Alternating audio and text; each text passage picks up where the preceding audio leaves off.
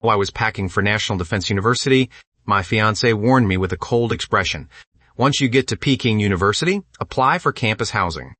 Don't keep coming to see me all day. Jason will get jealous. I didn't even look up. I simply replied, okay. She never suspected that I had already changed my college application. Then she continued, and on the first day of school, we don't need to register our marriage anymore. A childhood promise doesn't really count. My Adam's apple bobbed, and I obediently nodded again. Without explaining anything to any of them, I was going to National Defense University, thousands of miles from home, and I had already given up on her. I would never expect anything from her again. After all, she and I wanted the same thing, to be completely free of each other and never meet again. Just yesterday, I had visited my high school's administrative office.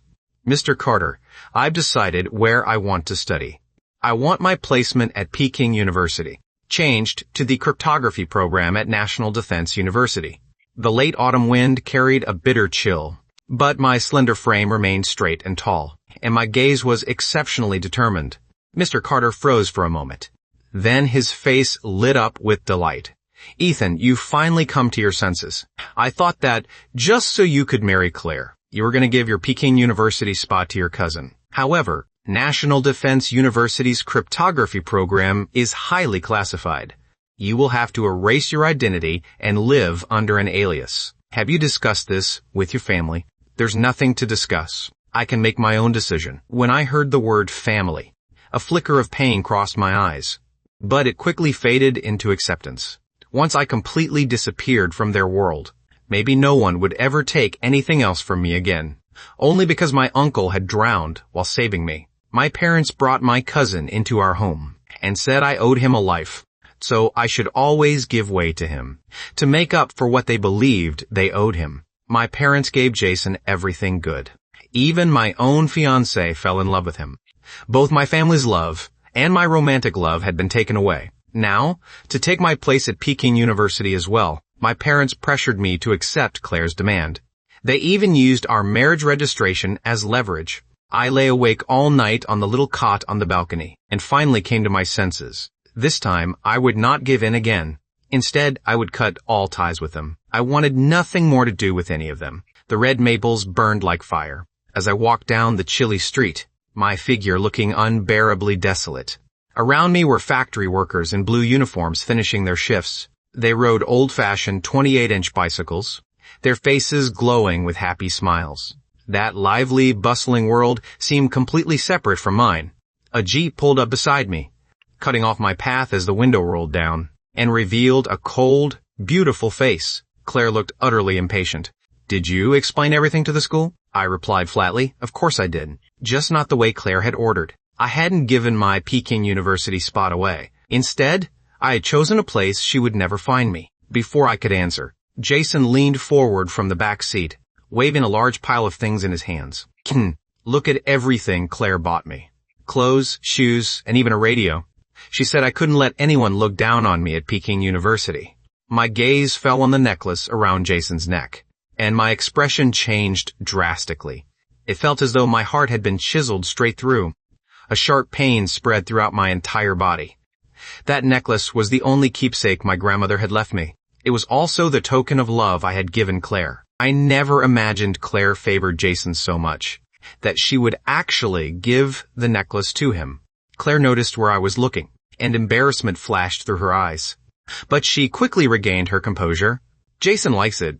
Besides, it wasn't worth much anyway. After we register our marriage, I'll buy you a better one. Bitterness filled my heart. The necklace itself wasn't valuable. What mattered was the love it represented. Yet Claire dismissed it as something insignificant. Then again, Claire had never loved me, so of course she would never treasure it. When Jason heard the words, register our marriage, intense jealousy flashed through his eyes. He deliberately put on an aggrieved expression. Claire, Ethan seems upset. Is he blaming me for taking his Peking University spot? I'm sorry, this is all my fault. I shouldn't have taken what belonged to him. No wonder nobody wants me. Claire couldn't bear seeing Jason upset. Her expression immediately darkened, and she glared viciously at me. Jason has already had such a hard life. You already have everything. Why do you still insist on fighting him for things? she reassured Jason. Don't worry, the Peking University spot is yours. No one can take it away from you. Then she told me, walk home and think about what you've done. When you finally understood, apologize to Jason. Otherwise, I will never forgive you. With that, she stepped on the gas and drove away without hesitation, leaving only a cloud of dust behind. From the back seat, Jason shot me a smug, taunting look. His face was filled with gleeful satisfaction at my misery. The dust made me cough violently. See, I hadn't said a word, or done a thing, yet somehow everything was still my fault. I stood there for a long time, until a maple leaf landed on my shoulder. A bone-deep chill seeped through my thin clothes. Back when I had nowhere to go because of my parents' favoritism, it was Claire who told me that as long as she was there, I would never be without love again. Unfortunately, even the woman who once swore she would stay with me forever had fallen in love with someone else. The sky was dark and overcast. I gave a bitter smile. My biased parents and my unfaithful fiancé. I wanted none of them anymore. As soon as I returned home, I heard cheerful laughter coming from inside. I raised my head and looked at the sky. The fiery sunset clouds resembled an unbearably mocking face, ridiculing my lonely, desolate figure. Ever since my parents brought Jason home, I had become completely unnecessary. Just because my uncle had saved me, I had been expected to keep giving things up. First my toys and clothes, then my parents' love, until even my fiancé no longer wanted me. I was like a wandering ghost with no place in this world. Standing silently outside the door, the laughter inside pierced my heart like a sharp knife. Blood seemed to seep onto the floor beneath my feet, forming an enormous shadow that swallowed me whole.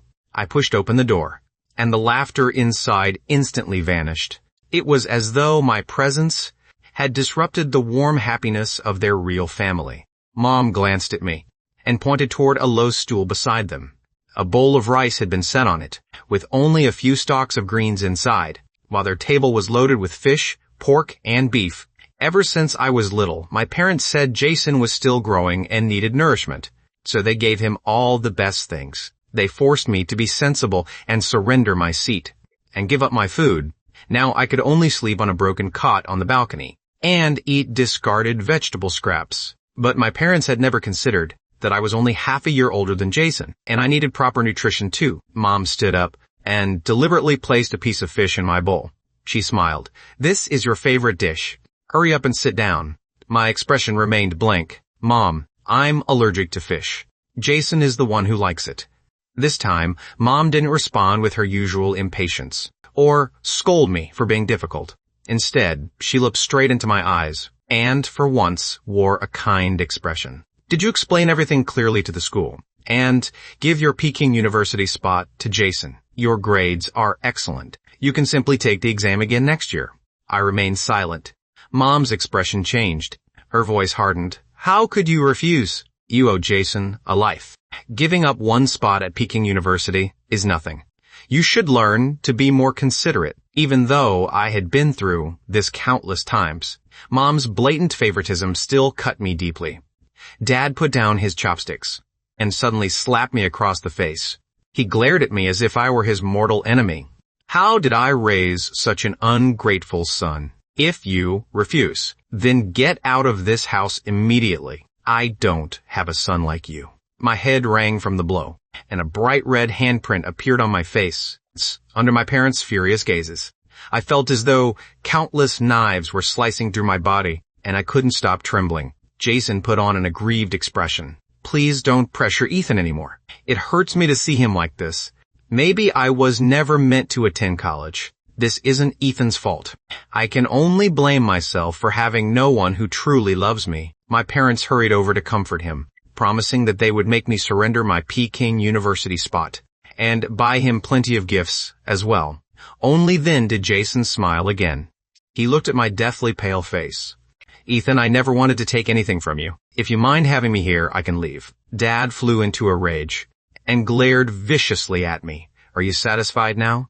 You've thrown this entire family into chaos.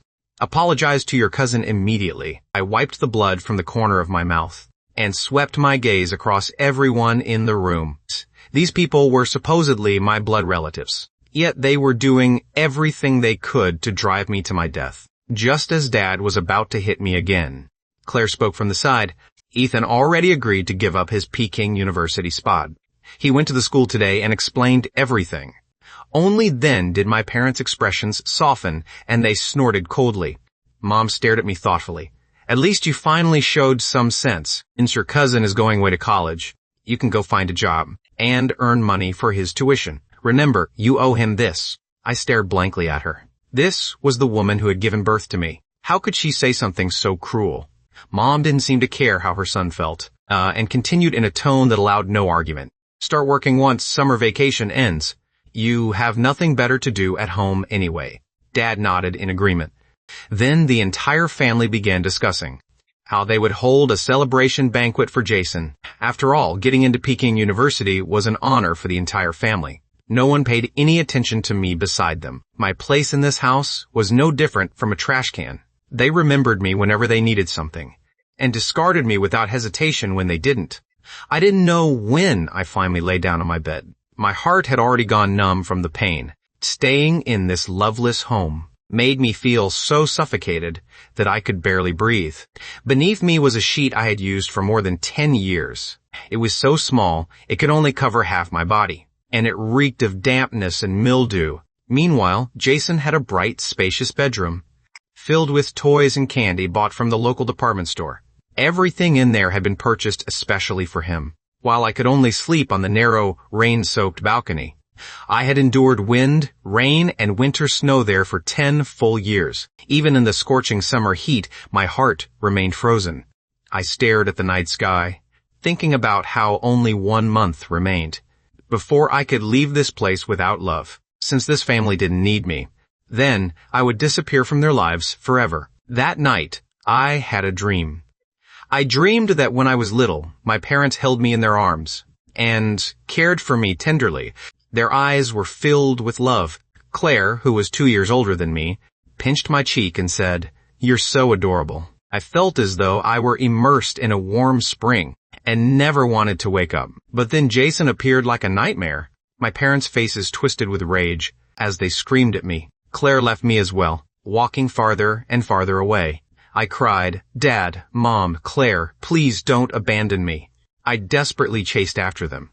But the ground beneath my feet became a bottomless abyss, and I fell. Despair and agony surrounded me, leaving me completely unable to struggle. My parents and Claire never looked back. They gathered around Jason and walked into the distance, while I sank forever into endless darkness. The sound of fireworks outside jolted me awake. I opened my eyes. I had thought they could no longer hurt me, but deep down, I still longed to be loved and acknowledged. Fortunately, it had only been a dream. A jeep drove into the courtyard. When I saw the tall man step out, I hurried downstairs. "Ethan, I heard you got into Peking University." "Not bad." The tall man was Claire's adoptive father, and an old family friend. My dad had once saved his life, which was why our childhood engagement had been arranged. Robert was the only person who had ever treated me with genuine kindness. Robert rubbed my head affectionately, then looked toward his daughter beside him. He nodded. "At least you still have some sense. You even set off fireworks to celebrate Ethan's acceptance." Claire frowned. "Dad, these fireworks aren't for Ethan. Ethan said he didn't want to attend college, so he gave his Peking University spot to Jason. Jason will study hard after he enrolls, and he won't disappoint any of us." Robert's expression changed. He was about to reprimand her, but I stopped him. I forced a smile. "Uncle Robert, you just got home. You should rest first. I'll explain everything another day." I didn't want Robert asking too many questions.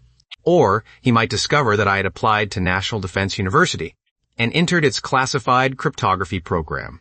I only wanted to leave quietly, without getting entangled with them any further. Robert's face darkened. He glared at his daughter, then stormed away angrily. Only Claire and I remained. Claire looked at me without emotion. "Don't tell my dad about registering our marriage yet. And as for giving away your Peking University spot, you'd better come up with a reasonable explanation, understand?" I lowered my head and murmured an acknowledgement, without showing any reaction, to help Jason attend Peking University. Claire was willing to marry someone she didn't love. How truly noble of her. Jason is young and can't handle emotional shocks. You'd better not mention our marriage in front of him. Also, I told you to apologize yesterday. Why haven't you done anything yet? Before I could answer, Claire continued aggressively, Jason will be leaving for Peking University soon. Give him some of your cloth coupons and food ration coupons. Consider it your sincere blessing to him. Seeing Claire think of Jason in every possible way felt like a massive boulder pressing down on my chest, making it impossible to breathe. Do you really think I have any coupons left? With you and my parents constantly spoiling him. Does he lack anything at all? Claire froze. Only then did she remember the situation I lived in. A complicated look flashed across her face. Don't worry. Since I promised to register our marriage with you, I won't go back on my word. Marriage was the only thing Claire could offer to comfort me. Claire, are you really going to marry Ethan? Claire's expression changed drastically, and she whipped around toward the front door. Jason was leaning against the door frame, his face deathly pale, and his expression filled with unbearable pain. It's not what you think. Before Claire could explain, Jason began smashing his head against the wall like a madman. He cried in anguish. I don't want you to marry Ethan. I love you too, Claire. Jason appeared utterly devastated. Claire immediately panicked. She shoved me aside and rushed over to hold him. My parents came running out as well, and their faces changed when they saw Jason's condition. The three of them rushed Jason into the Jeep as quickly as possible and drove him to the hospital. Before leaving, Claire shot me a cold, disgusted look. Do you see what you've done? You deliberately provoked Jason, didn't you? I never knew you could be so calculating. When I saw the disgust and hatred in Claire's eyes, it felt as though a heavy hammer had slammed into my chest. Whenever Jason wanted something, all he had to do was act upset, and the entire family would revolve around him. Yet somehow, every mistake was always blamed on me. Claire's furious expression kept flashing through my mind. I told myself, Eva won not to grieve over a woman who didn't love me. But my heart still ached terribly. Jason's pathetic little act, he could have been seen through by anyone who bothered to look closely. Claire was once the one who couldn't stand how my family favored Jason. When I was at my most desperate, she stormed into my house and took me away. Then she announced to the entire neighborhood that no one was ever allowed to bully me again. Back then, Claire truly treated me well. I didn't know when it began, or tax, but Claire gradually changed. Her hatred for Jason slowly turned into sympathy. Jason seemed to be my natural-born nemesis. He could always take everything away from me. I watched the Jeep disappear with an indifferent expression.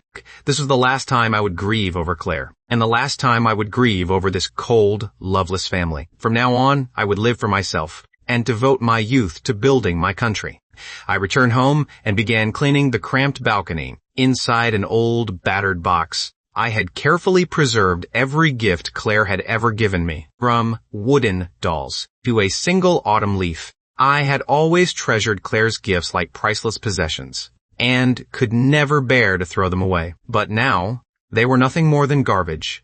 I gathered all the gifts and placed them in the courtyard, then set them on fire. Along with them, my love for Claire was buried in the flames, just as the gifts were nearly burned away. Claire returned to the courtyard and witnessed the scene. Her face changed drastically when she saw the burning gifts, and an intense sense of panic surged through her heart. Claire's voice trembled slightly as she stared at me in disbelief. Ethan, those are the gifts I gave you. Why are you burning them? It felt as though something important was slipping away, just making her inexplicably uneasy. I watched the wooden dolls burn until they became charcoal, then slowly turned and met her eyes with complete calmness. At that moment, there, felt as though the man before her was about to leave forever. I drew a deep breath. The moment those gifts turned to ashes, the obsession in my heart finally disappeared. I no longer cared whom my parents favored, and I no longer suffered over whom Claire cared about. None of it had anything to do with me anymore. I would walk my own path from now on. The gifts had grown moldy, so I burned them. For a moment, I wanted to tell Claire the truth, and tell her that I no longer loved her. But I still had more than 20 days before I could disappear, so I could only endure a little longer. Claire visibly relaxed and nodded. It's probably better that you burned them. They weren't worth much anyway. I can buy you more after we register our marriage. I smiled faintly, thinking that we would never register our marriage. and there would be no future for us. After thinking it over carefully, Claire decided that I had no one besides her, so there was no possibility that I would ever leave. Her earlier concern must have been unnecessary. Claire's usual superior expression returned. She furrowed her delicate brows and said unhappily, "Stop looking so gloomy all the time. Jason lost his parents and suffers from depression. He can't handle any more emotional distress. You already have everything. There's no need to compete with him." I smiled mockingly and asked, "Then tell me, what exactly do I have?" "My parents' love. My fiancé's concern. I don't even own a single decent outfit. Jason has taken everything that belonged to me. What else am I supposed to give him?" Claire couldn't stand hearing me complain. And impatiently snapped, "Don't you still have your parents and me? Jason is suffering in the hospital right now. Go apologize to him." I thought I had heard her wrong. Jason's so-called depression was obviously an act, yet every one of them pretended not to notice. My voice was indifferent. "He has my parents keeping him company, and you taking care of him. There are also plenty of doctors and nurses around him. Do you really think he needs me there?" Claire became furious. "How can you be so heartless? You're the reason Jason developed depression, no matter what happened. You're his older cousin, so you need to be more generous. You still haven't realized your mistake. It seems we've spoiled you far too much. Ethan, don't say I never gave you a chance. If you refuse to visit the hospital, then we'll postpone registering our marriage." With that, she stormed away. She seemed to believe that threatening me with our marriage would make me obey her unconditionally. I ignored her and calmly watched the Jeep drive away. My expression remained completely peaceful. I went back inside, intending to pack my belongings and leave. But despite the enormous house, there was nothing worth taking with me. That evening, my parents returned home and treated me coldly. They clearly blamed me for provoking Jason. Mom came over to me with a solemn expression. "Ethan, give Claire to Jason. He loves her too, and he's threatening to kill himself at the hospital. You're his older cousin, so you should be more generous." I already knew Mom's favoritism toward Jason had reached a twisted extreme, but I never imagined she could be this shameless. Her words, in the middle of the scorching summer, felt like a merciless winter wind striking my face. My expression went numb. I stared into Mom's eyes and asked hoarsely, "Mom, I'm your biological son. You've always told me to give in to Jason. Haven't I given up enough over the years? Every new thing in this house, every piece of meat on the dinner table, every new outfit at New Year's, even my bedroom, I gave all of it to him. I've already given up Peking University, and now you want me to give Claire to him too. If he says he wants my life, am I supposed to rip out my heart and hand it to him? Mom, am I really your son?" I could no longer contain the fury inside me, and cried out the question that had haunted my soul. Mom slapped me across the face. Her eyes were filled with disappointment. "He's your cousin. He lost his dad because of you. Don't you already have enough? Your dad was right. You truly are an ungrateful person. You will give her up whether you want to or not. Otherwise, you are no son of mine." Mom left those cruel words behind and turned away. I leaned against the doorframe. The sunset above me resembled a mercilessly mocking face, as though my entire existence were one enormous joke. So, in their eyes, I had always been incredibly fortunate. Not long afterward, Claire returned to the courtyard. She got straight to the point. "Ethan, Jason, is in a very unstable mental state right now. We're postponing our marriage registration." She wasn't discussing it with me, she was ordering me. Fortunately, I had already accumulated enough disappointment that her words no longer hurt me. I forced a smile onto my pale face and answered with complete sincerity, one word at a time. "All right." Claire hadn't expected me to agree so readily.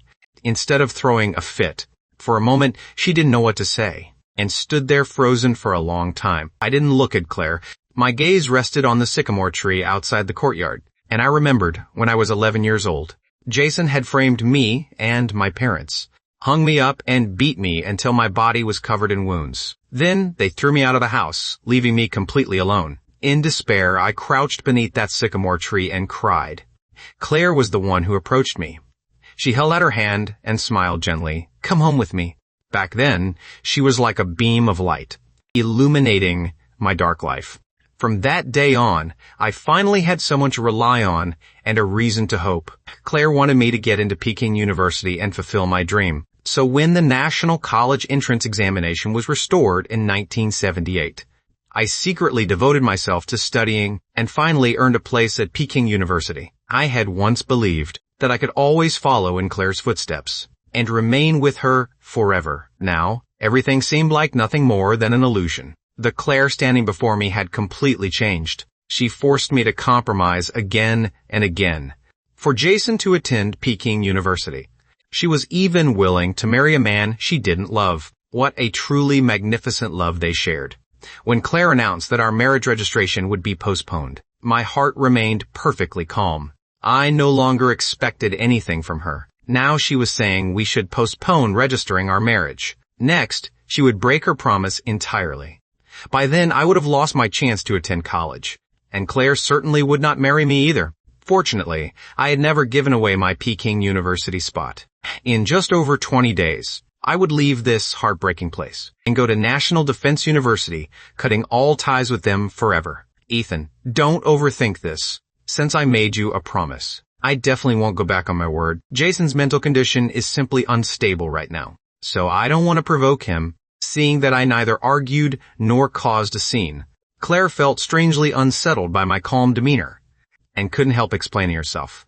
I drew my gaze away from the sycamore tree and suddenly asked, Claire, do you still remember when I was 11 and what you promised me beneath that sycamore tree? Claire's expression stiffened slightly, as though she had remembered something, and a trace of guilt flashed through her eyes. But just as she was about to speak, a guard hurried over with an anxious expression. News just came from the military hospital. Jason is hurting himself again.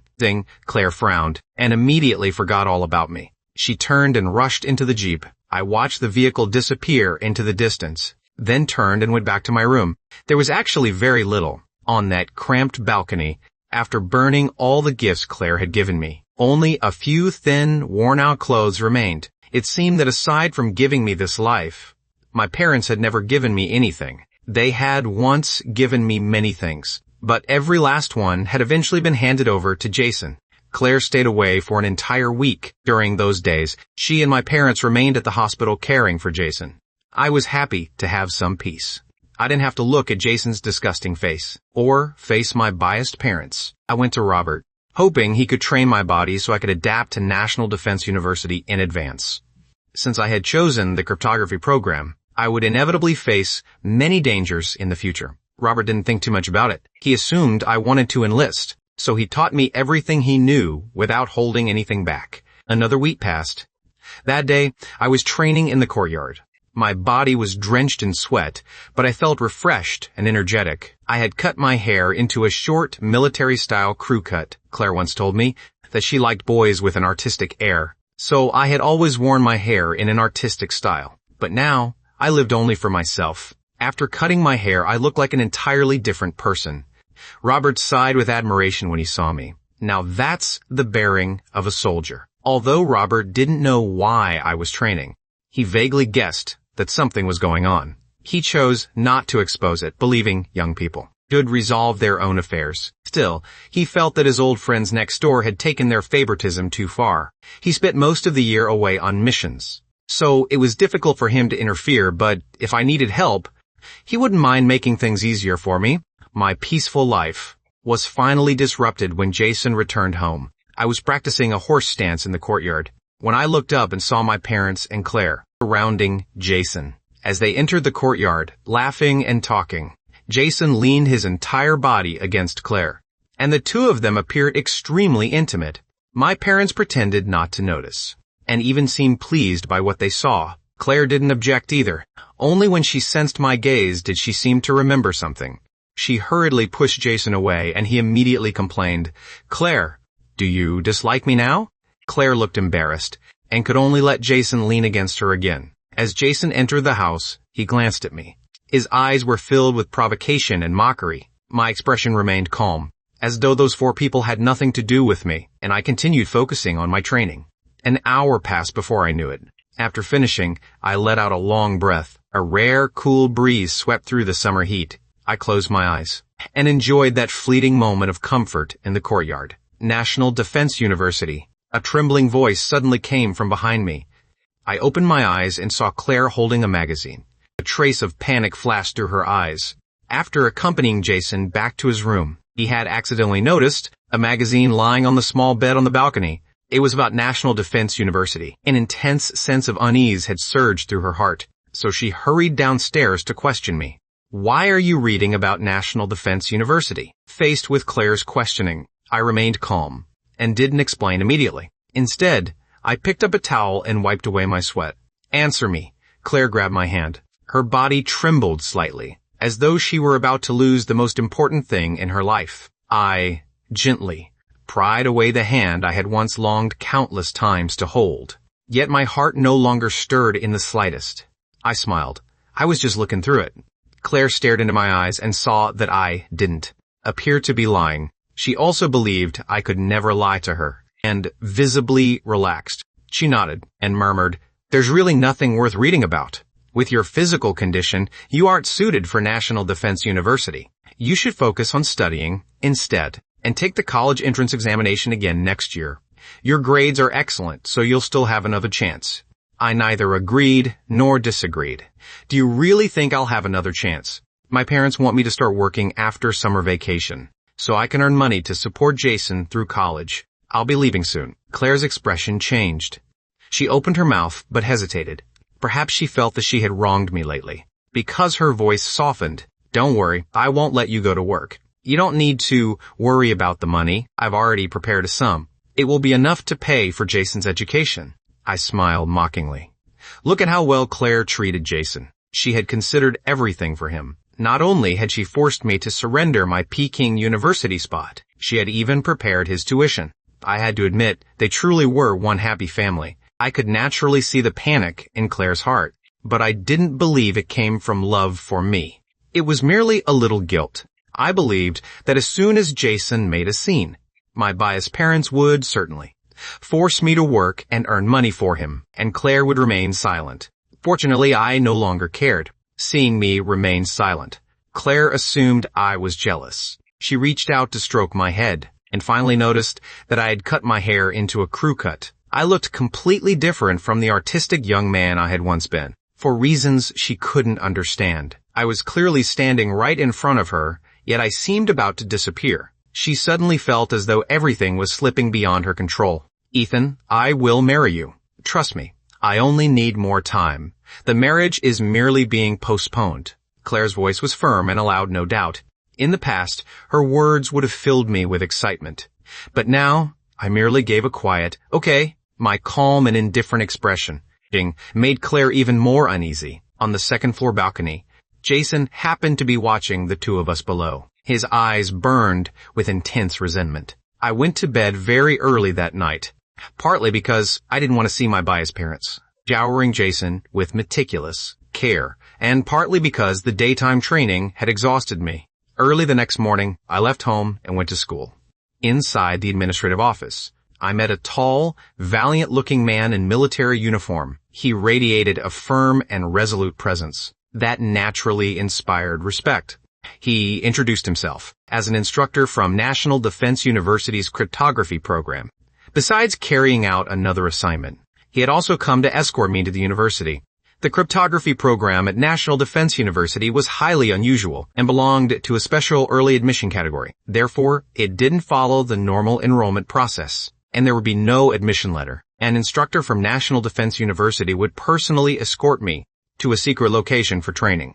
After completing the necessary handover procedures, the instructor told me that he would return to the school in 1 week to pick me up. On my way home, I remembered how the instructor had looked in his military uniform, and my heart filled with longing for the life ahead. If I studied hard from now on and devoted myself to serving my country, perhaps I would become like him one day. Although my home was cold and utterly devoid of love, hope began to grow inside me again. I eagerly awaited the day I would leave for National Defense University. When I returned to the courtyard, the sky was already growing dark. My parents were nowhere to be seen. I went back inside and found Jason sitting on my little bed, looking down at me with an arrogant gaze. "Ethan, it seems Claire likes me more than she likes you." Jason sneered mockingly. "Do you see now? As long as I want something, everything you own will become mine. So why are you still staying in this house? Why don't you hurry up and die? I had already found new hope. So Jason's provocation meant nothing to me. Jason had expected to upset me and drive me into a frenzy, just like before. He wanted to watch me collapse to my knees in agony, so he could laugh triumphantly at my misery. But now, my expression remained perfectly calm. It was as though his fist had struck a ball of cotton, and his face immediately darkened. Jason hated this feeling.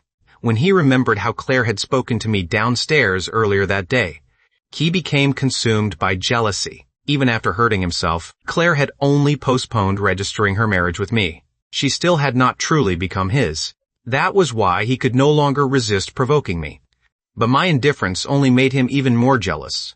A trace of madness flashed through Jason's eyes. He suddenly grabbed me and asked in a chilling voice, "Tell me, if you push me downstairs out of jealousy, who do you think they would believe?" My expression changed drastically. I tried to break free, but Jason suddenly shoved me over the railing. "Help! Ethan is trying to kill me." Jason first slammed his own head against the wall until his face was covered in blood. Then he ran downstairs and lay beside me.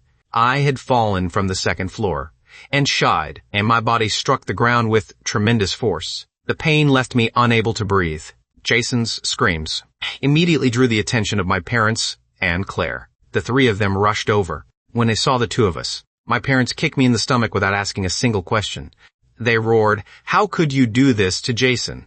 I stared blankly at my parents' twisted, furious faces, and every explanation I wanted to give became lodged in my throat. I closed my eyes. It felt as though a knife had been driven straight through my heart. I never knew you could be so vicious. You tried to kill him simply because you were jealous. You're even more despicable than a criminal. I don't have a son like you. Dad's eyes turned bloodshot. He looked at me like an enemy and kicked me twice more. Mom held Jason and cried bitterly. "I'm sorry, I only stepped away for a moment. I never expected something this terrible to happen." "Jason, hold on. I'll take you to the hospital right now." Jason's face was covered in blood, making his injuries appear extremely serious, but they were actually only superficial wounds. His agonized screams made my parents' and Claire's hearts ache. Yet from an angle where the three of them couldn't see, he gave me a vicious, triumphant smile. I had fallen from the second floor, and my injuries were far more serious than his. I could barely speak, and, after being kicked several times, my body curled up like a shrimp. But the physical pain was nothing compared to the agony in my heart. My parents had never believed me. No matter how much I explained, it would have made no difference. They trusted Jason unconditionally. Several long minutes passed before I finally managed to stand. My face was deathly pale, and my body trembled uncontrollably. I couldn't help looking toward Claire, whose face was filled with disappointment. Jason cried pitifully, "Ethan, I'm sorry. I shouldn't have clung to Claire and asked her to stay with me. I know you hate me. If my death would make you happy, then you can have my life. There's no need to make Aunt Uncle and Claire suffer too." I stared coldly at Jason, watching his performance. Then I saw the fury in my parents' eyes and felt surrounded by darkness and despair. I had already grown accustomed to loneliness and pain. I had already decided to give my parents and Claire to him. I no longer wanted these worthless relatives. Yeah, so why? Did Jason insist on framing me again and again? Claire slapped me across the face. Her beautiful face was icy. "I already promised I would marry you. Why did you still try to hurt Jason? He's already suffered so much. Are you determined to drive him to his death?" A bright red handprint appeared on my face, and blood trickled from the corner of my mouth. I stared at Claire in disbelief. She was no different from my parents. She trusted Jason without the slightest reservation. In their eyes, I was the most unforgivable person alive. I had originally wanted to explain myself to Claire, believing she might at least have some doubts. But now, there was no need. Claire shook her head. Her face was filled with disappointment. "You'll stop at nothing to get what you want. How could I possibly feel safe marrying someone like you? Ethan, you've truly disappointed me." The three of them no longer spared me another glance, and took Jason to the hospital. Jason turned around and smiled at me. His smile resembled a demon crawling out of hell. The moment the jeep disappeared, I could no longer hold myself together. I coughed up a mouthful of blood and collapsed. Late that night, I opened my cold, lifeless eyes and awoke to find my entire body numb. I struggled to crawl back into the house. After lying on my bed for several hours, I finally recovered a little strength and applied medicine to my wounds myself. The night was as cold as water, but it was nothing compared to my frozen heart. My parents' and Claire's actions were like a blunt knife, carving a massive hole through my heart. My already shattered inner world collapsed once again. I was like an injured puppy, licking my wounds alone on the dark balcony. My tears had already run dry, and my emotions had long since gone numb. All that remained was a soulless shell. At that moment, I only wished time would pass faster. I didn't want to remain in this house for another second. This cold and heartless home was like the gaping jaws of a monster, ready to swallow me at any moment. I lay on the bed and stared at the night sky, deeply missing my late grandmother, other than Grandma. No one in this world had ever truly loved me. I gradually drifted into a hazy sleep, only to be awakened by a basin of freezing water. The moment I opened my eyes, someone grabbed me with tremendous force, and dragged me into the living room. My parents and Claire had returned with Jason, although he had only suffered superficial injuries. In their eyes, what I had done was unforgivable. Dad kicked me viciously. His face was dark with rage. Ethan, kneel down and apologize to Jason right now. Until he forgives you, you are no longer my son. This freezing home and these merciless relatives once again shattered my already wounded heart.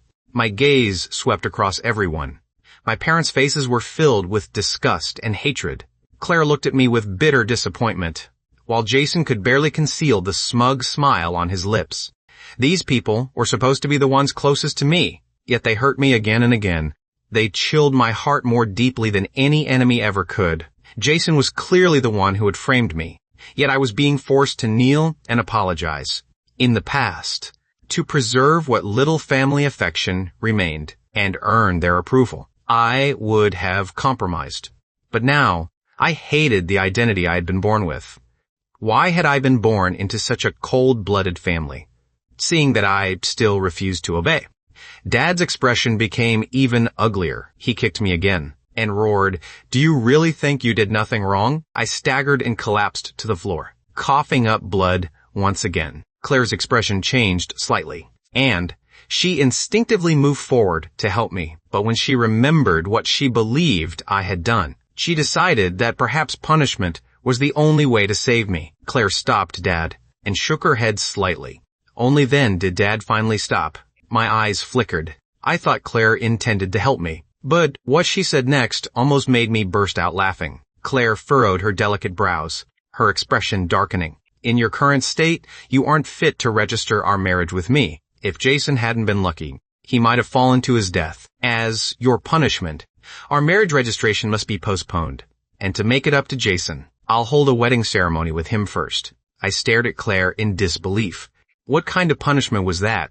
Claire noticed the mockery in my eyes, and knew she was being unreasonable, so she became furious. "It isn't a real marriage. I only want to make things up to Jason." My parents and Claire stared at me, then instinctively stood in front of Jason, afraid I would lose control and attack him. Unfortunately, I disappointed them. Not only did I show no anger or attempt to stop them, but I even smiled brightly. I spat out a mouthful of blood and bared my teeth in a grin. "Then congratulations to both of you. Cousin and future cousin-in-law, are you finished? I'll go rest if there's nothing else." With great difficulty, I dragged myself toward the balcony. I never wanted to look at them again. Jason deliberately put on an aggrieved expression. "Ethan, you'll attend Claire's and my wedding, won't you? Even though it's only a ceremony, I'm already very satisfied. I hope I can receive your blessing." Dad snorted. "Don't worry. Even if he refuses to come, I'll drag him there." "Does he think he can avoid paying for what he did?" Mom shouted at my retreating back. "If you don't attend, then get out of this house." For some reason, Claire felt no relief when she failed to see my usual jealousy. Instead, intense unease surged through her heart. He wasn't truly going to marry Jason. It was merely a ceremony. In her mind, I had lost control of myself because of jealousy, and she couldn't allow me to continue making mistakes. Perhaps this punishment would teach me a lesson, and there might still be hope for me. She planned to speak with me properly after the wedding. Yet the words future cousin-in-law and the relieved smile on my face felt like a thorn piercing her heart. Why did she feel that way? After that, the three of them ignored me completely. They didn't care whether my fall from the second floor might kill me, and they weren't worried that I might run away. In their minds, I cared more about this family than anything, and loved Claire more than my own life. They believed I had nowhere else to go in this vast world. Over the next 3 days, I caused no trouble at all. I simply stayed home and recovered from my injuries, while my parents and Claire happily prepared for the wedding. The ceremony would be held at a state-run restaurant. For people in those days, that was an extremely extravagant choice. But to make Jason happy, my parents emptied their savings and spared no expense. The day of the wedding finally arrived. I packed my belongings early and waited for the instructor from National Defense University to pick me up. My parents and Jason had already gone to the state-run restaurant to welcome the guests. Because Claire was a soldier, she didn't wear a wedding dress. She walked up to me. "Ethan, come with me later. Jason and I are only going through the motions. We aren't registering a marriage. Don't worry, I will still marry you." Claire made her promise with absolute certainty. Just as she had when I was 11, after my parents threw me out of the house. I had crouched beneath the sycamore tree outside the courtyard, and she had brought hope back into my life. She had also promised never to leave me. But how much time had really passed? Claire had already changed completely. My expression remained calm, and I answered with a quiet, "Okay." Claire breathed a sigh of relief. She had truly feared I would cause a scene at the wedding. But judging by my current behavior, I had apparently learned my lesson, and would be more obedient from now on. Claire insisted on taking me to the state-run restaurant. She couldn't find the reaction she wanted on my face, there he says, and her heart grew increasingly unsettled. I responded calmly to everything she said, as though the woman standing before me were no longer my beloved fiancée, but a complete stranger. Just as Claire tried to drag me into the Jeep, a guard rushed over and reported that the restaurant could wait no longer. Only then did Claire let me go. She ordered me to attend the ceremony, or she would never marry me. I watched her slender figure leave in a hurry. Then, without expression, I carried my woven bag out of the courtyard. Claire's Jeep had barely disappeared when the vehicle from National Defense University arrived. The instructor asked whether I wanted to say goodbye to my family. I turned and looked at the courtyard one last time. This place had held 15 years of suffering, and I never wanted to remain here again. My biased parents, and my fiancée who had betrayed me. I never wanted to see any of them again. There's no need. I quickly climbed into the vehicle. Once I entered National Defense University's cryptography program, my true identity would be erased, and I would live under another name for the rest of my life. For the remainder of my life, I no longer wanted to be my parents' son, and I didn't want to become Claire's husband. I wanted to live as myself and devote my entire life to serving my country. The National Defense University vehicle passed the state-run restaurant.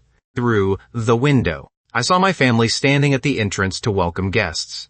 My parents and Jason wore blissful smiles, while Claire's face was flushed with shyness, and her expression carried a hint of anticipation. The four of them truly looked like they belonged together. The vehicle slowly drove away, and the four figures outside the restaurant gradually disappeared from my sight. From now on, I would live a life that belonged to me. Outside the state-run restaurant, Claire seemed to sense something, and suddenly raised her head. But the Jeep carrying me had already driven away. For some reason, a trace of panic passed through her heart. My parents were beaming with joy, and told everyone that their family was celebrating 2 wonderful occasions.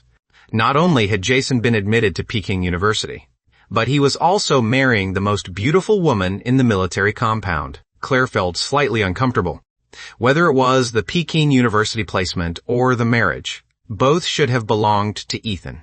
She had only agreed reluctantly to cooperate with Jason's treatment, yet my parents spoke as though everything rightfully belonged to him. Jason pressed himself closely against Claire while searching through the crowd. Then he asked pitifully, "Why hasn't Ethan come?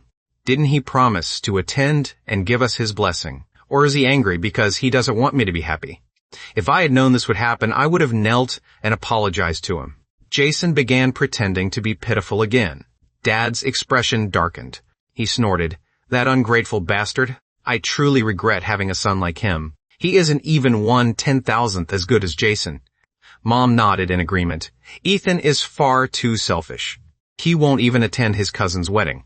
He bullied Jason so many times in the past, and Jason was generous enough not to hold it against him. A few days ago, he nearly killed Jason. Now he's putting on that sour face for whom? When we get home, we must teach him a proper lesson. My parents quickly reached an agreement, but this was Jason's special day, so they decided they should show some restraint for now. Jason added fuel to the fire and lowered his head. Maybe it's because Ethan loves Claire. I never intended to truly take her away from him. I only wanted to fulfill my wish of having a wedding. Once the ceremony is over, I'll give her back to him. If Ethan is angry, then perhaps we shouldn't hold the wedding at all. His clumsy attempt at playing hard to get once again ignited my parents' anger. Imagining my desperate and miserable expression while listening to my parents curse me filled Jason with satisfaction. Claire kept staring outside, but I still didn't appear, and she gradually became restless. She had agreed to this wedding, not because she truly intended to marry Jason, but only to fulfill his wish. Claire believed I shouldn't be so petty, and that I would surely understand her. After all, Jason's life was supposedly at stake, yet in her mind, my indifferent expression surfaced again and again. The wedding was about to begin, but I still hadn't arrived. Claire could no longer wait, and hurried outside. Jason hurriedly stopped her. "Claire, are you leaving me?" Claire suddenly turned around and fixed her cold gaze on Jason's face. At that moment, Jason flinched in fear and forgot to maintain his miserable act. He had rarely seen such a frightening expression on Claire's face. Claire felt unbearably restless, as though something terrible had happened.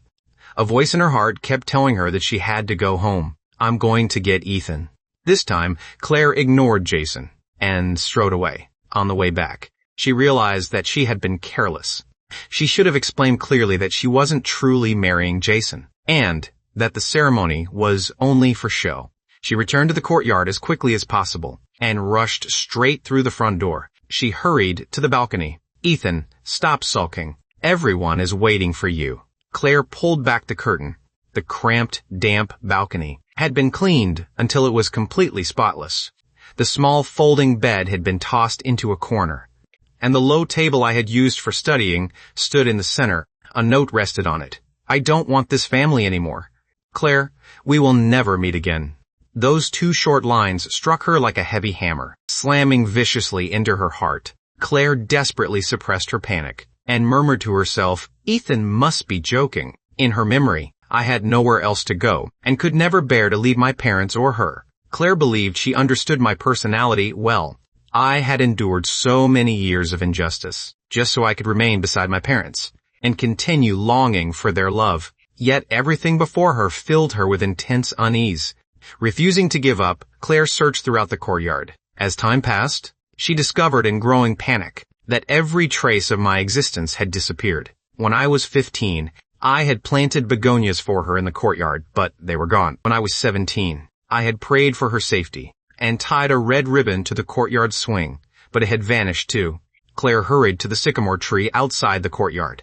She remembered that I loved sitting beneath it and had buried my deepest secrets in the soil. My longing for my parents' love and approval, as well as my secret love for Claire, had all been placed beneath that sycamore tree, inside a small jar. But when she saw what remained, Claire felt as though she had been struck by lightning.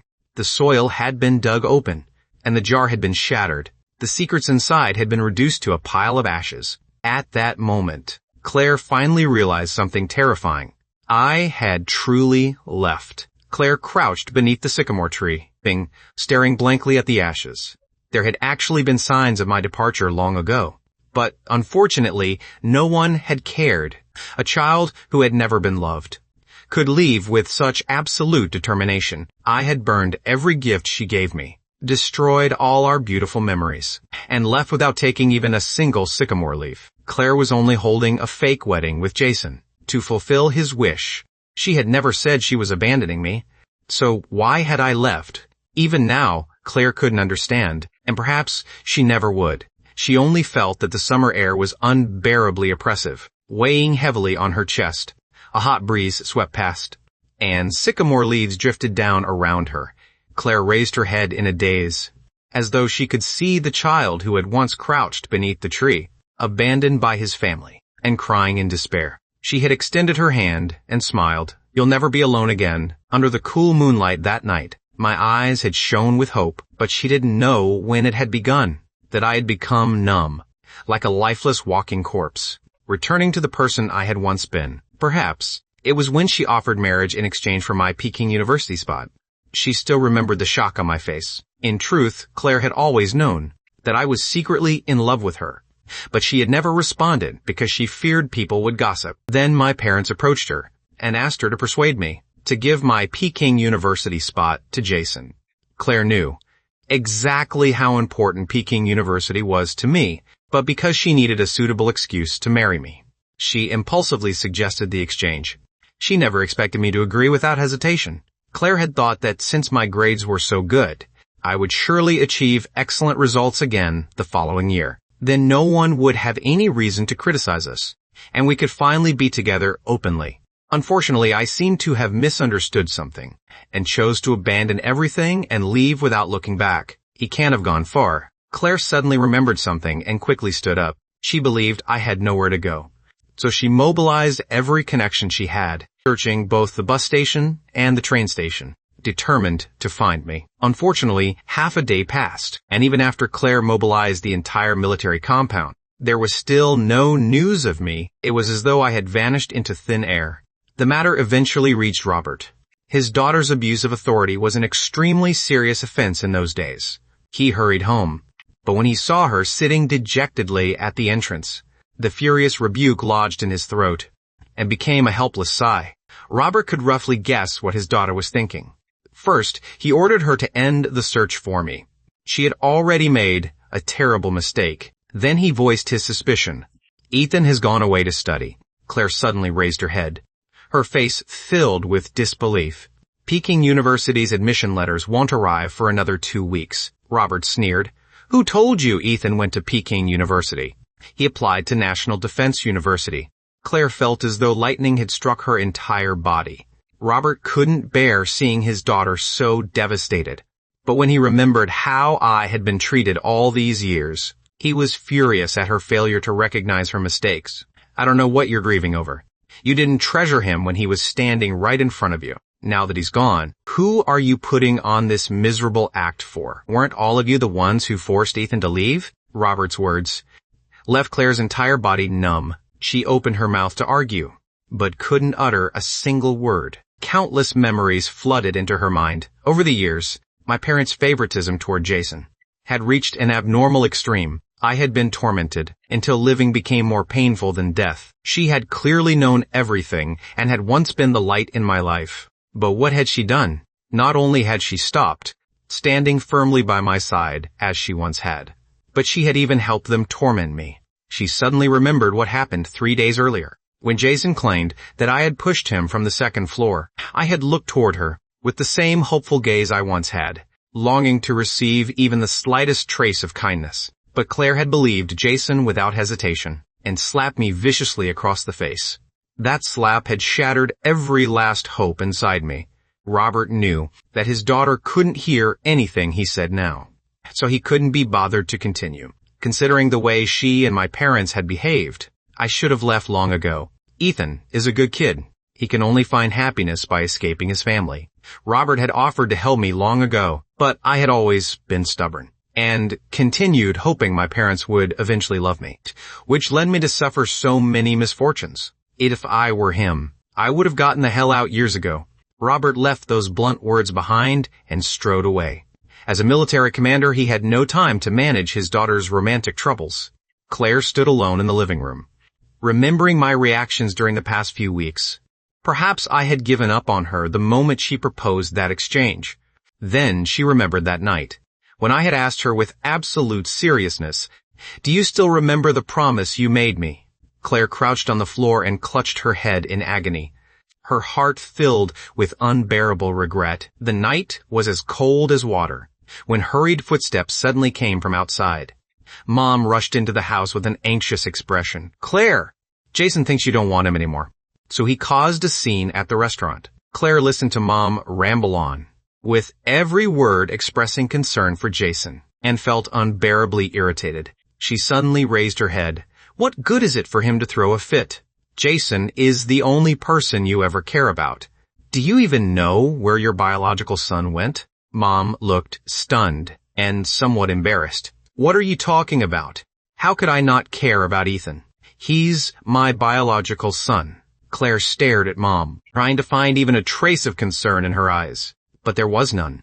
From beginning to end, Mom had only ever shown impatience toward me. Claire felt bitterly disappointed. She looked out the window and said flatly, Ethan left to attend college. He will never come home again. Mom's expression changed drastically. She grabbed Claire's hand, her eyes blazing with anger. What college did he go to? Didn't he promise to give his Peking University spot to Jason? No, Peking University's admission letters won't arrive for another 2 weeks. That boy has always been dishonest. He loves deceiving people. When he comes home, I'll teach him a proper lesson. Claire's heart trembled violently, and she felt deeply sorrowful for me. I was already gone. Yet my own mother was still blaming me. Claire suddenly lost all patience and flung Mom's hand away. She said coldly, Ethan went to National Defense University, not Peking University. Mom's expression turned ugly, and she cursed viciously. What right does he have to attend National Defense University? What is Jason supposed to do now? We already announced that we'll hold his college admission banquet soon. What is Ethan trying to accomplish? Why can't he stand seeing Jason succeed? No, you have to bring him back. No matter what it takes, he must. Give up his Peking University spot. Mom grabbed Claire's hand and forcefully dragged her outside, as though I had committed an unforgivable crime. Claire was about to break free, but Mom's next words made her stop. Jason slit his wrists. He lost so much blood. Claire's expression became conflicted. With no other choice, she followed Mom to the hospital. After all, Jason's breakdown had supposedly been caused by her leaving, so she felt partly responsible. On the way there, Claire had already made up her mind. Once Jason's condition stabilized, she would make everything clear and never interfere in his affairs again. All Claire wanted now was to find me as quickly as possible and tell me the truth. The two of them reached the hospital room and were about to push open the door when they heard Jason humming inside. He didn't sound as though his depression had returned. In fact, he seemed to be in an excellent mood. For some reason, Claire felt that something was wrong with Jason. She remembered what I had said before, that Jason had been pretending to have depression, proben, and was never sick at all. He only wanted to steal everything that belonged to me. In the past, Claire had assumed I was lying out of jealousy toward Jason, but now that I had left in despair, she couldn't help becoming suspicious. Claire stopped Mom and shook her head slightly, signaling her not to rush inside. They should first listen to what Jason was saying. Dad had gone to fetch some water. So, Jason was alone in the hospital room. He showed no sign of being ill. He sat on the bed with his legs crossed, laughing arrogantly. That bastard must be furious. I stole his parents, made him give me his Peking University spot, and now even his fiancée belongs to me. Although the wedding is fake, all I have to do is cause another scene. And those two idiots will definitely help me. Force Claire to sleep with me. Once I've had her, how could she possibly back out of marrying me?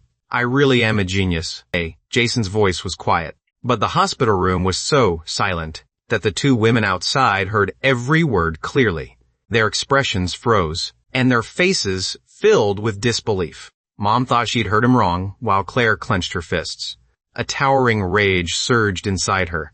What had she just heard? Jason had been pretending to be sick all along, and had openly admitted that he wanted to steal everything from me. First, my parents, then my Peking University spot, and finally her. A chill spread through Claire's heart. She had never imagined, even in her worst nightmares, that someone could be so vicious. He had called me a bastard, and called my parents idiots. Was this really the obedient, well-behaved Jason they knew? Claire turned to look at Mom, and felt an overwhelming sense of sorrow. For the sake of such a monster, Mom had personally driven away her biological son. How laughable, remembering everything I had endured recently. Claire wanted to slap herself across the face. They had been wrong. Terribly, unforgivably wrong. Jason had manipulated them like puppets. especially after hearing his final statement about forcing her into bed. A chill ran down Claire's spine. She could no longer contain her fury and kicked the door open. The smugness on Jason's face had not yet faded when his entire body suddenly stiffened. His eyes filled with extreme panic. "Aunt, Claire, how long have you been standing there?" Before Claire could say anything, Mom rushed forward and grabbed him by the collar. She demanded furiously, "Why did you lie to me?"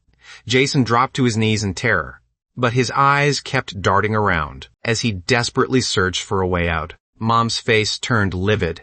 She couldn't believe anyone could say such horrible things.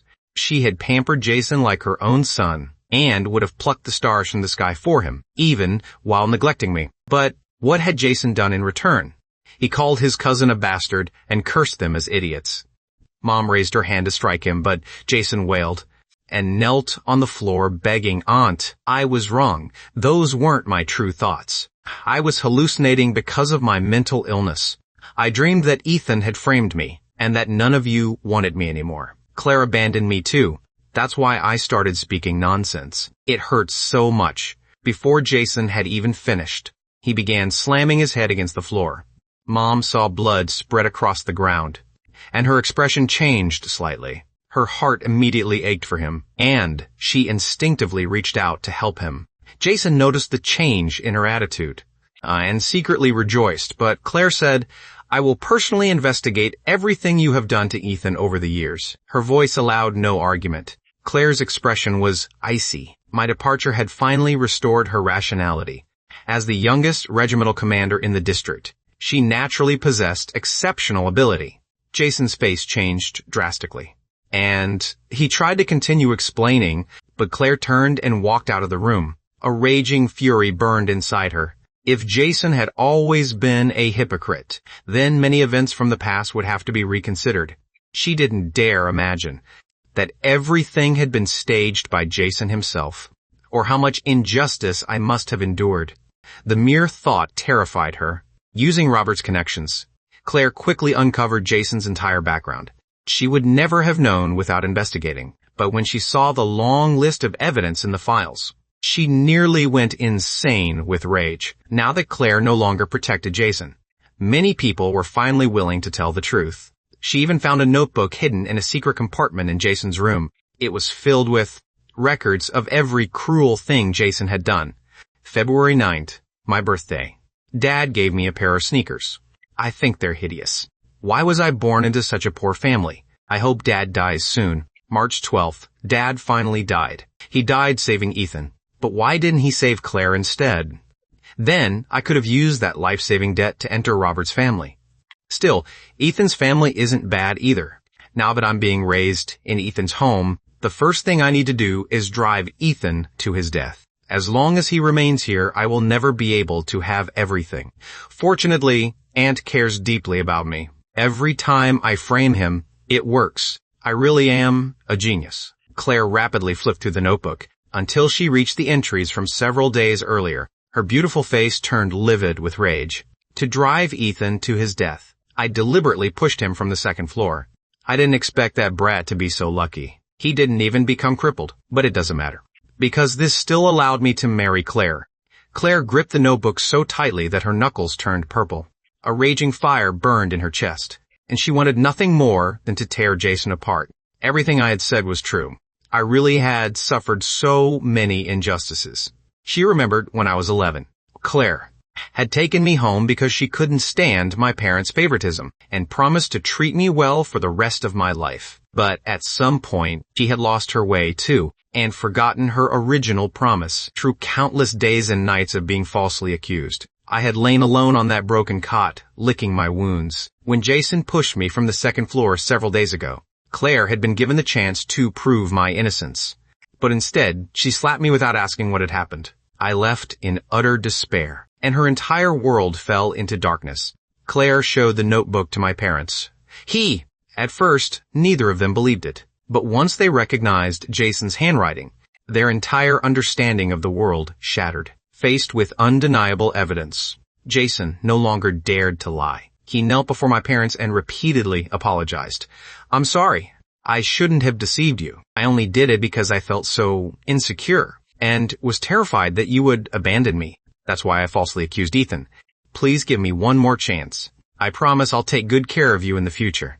Blood streamed down his forehead, but my parents watched him coldly. The contents of the notebook were horrifying and revealed an unbearably cruel truth. They had been willing to abandon their biological son for the nephew they had spoiled. Yet he had been this vicious all along. My parents exchanged a glance as endless regret surged through their hearts. Was it already too late? No matter how Jason hurt himself, he could no longer gain sympathy from the three of them. At last, he stopped pretending, and his face twisted into something hideous. What did I do wrong? Everyone looks out for themselves. I only wanted a better life. Even if I could do it all over again, I would still make the same choices. Dad roared and kicked Jason across the room. Then he rushed forward and punched and kicked him until Jason sobbed and begged for mercy. Mom joined in as well and struck him even more viciously. The more my parents had once loved Jason, the more they hated him now. Claire watched them with a mocking expression. What good is regretting it now? Jason was beaten until he was barely conscious and no longer had the strength to cry. He lay on the floor like a dead dog. My parents then looked toward Claire, their faces filled with shame. Can you find Ethan? We've wronged him all these years, and we want to make it up to him as much as possible. Claire didn't answer. She merely looked toward the night sky outside, her voice carrying confusion and pain. What difference would finding him make? We lost him a long time ago. My parents trembled, lowering their heads as tears filled their eyes. National Defense University's Southern Hunan campus was located in a highly classified, restricted area, the Paro, besides the troops stationed in southern Hunan to defend the country. There was also a training base for elite specialists selected from several military regions.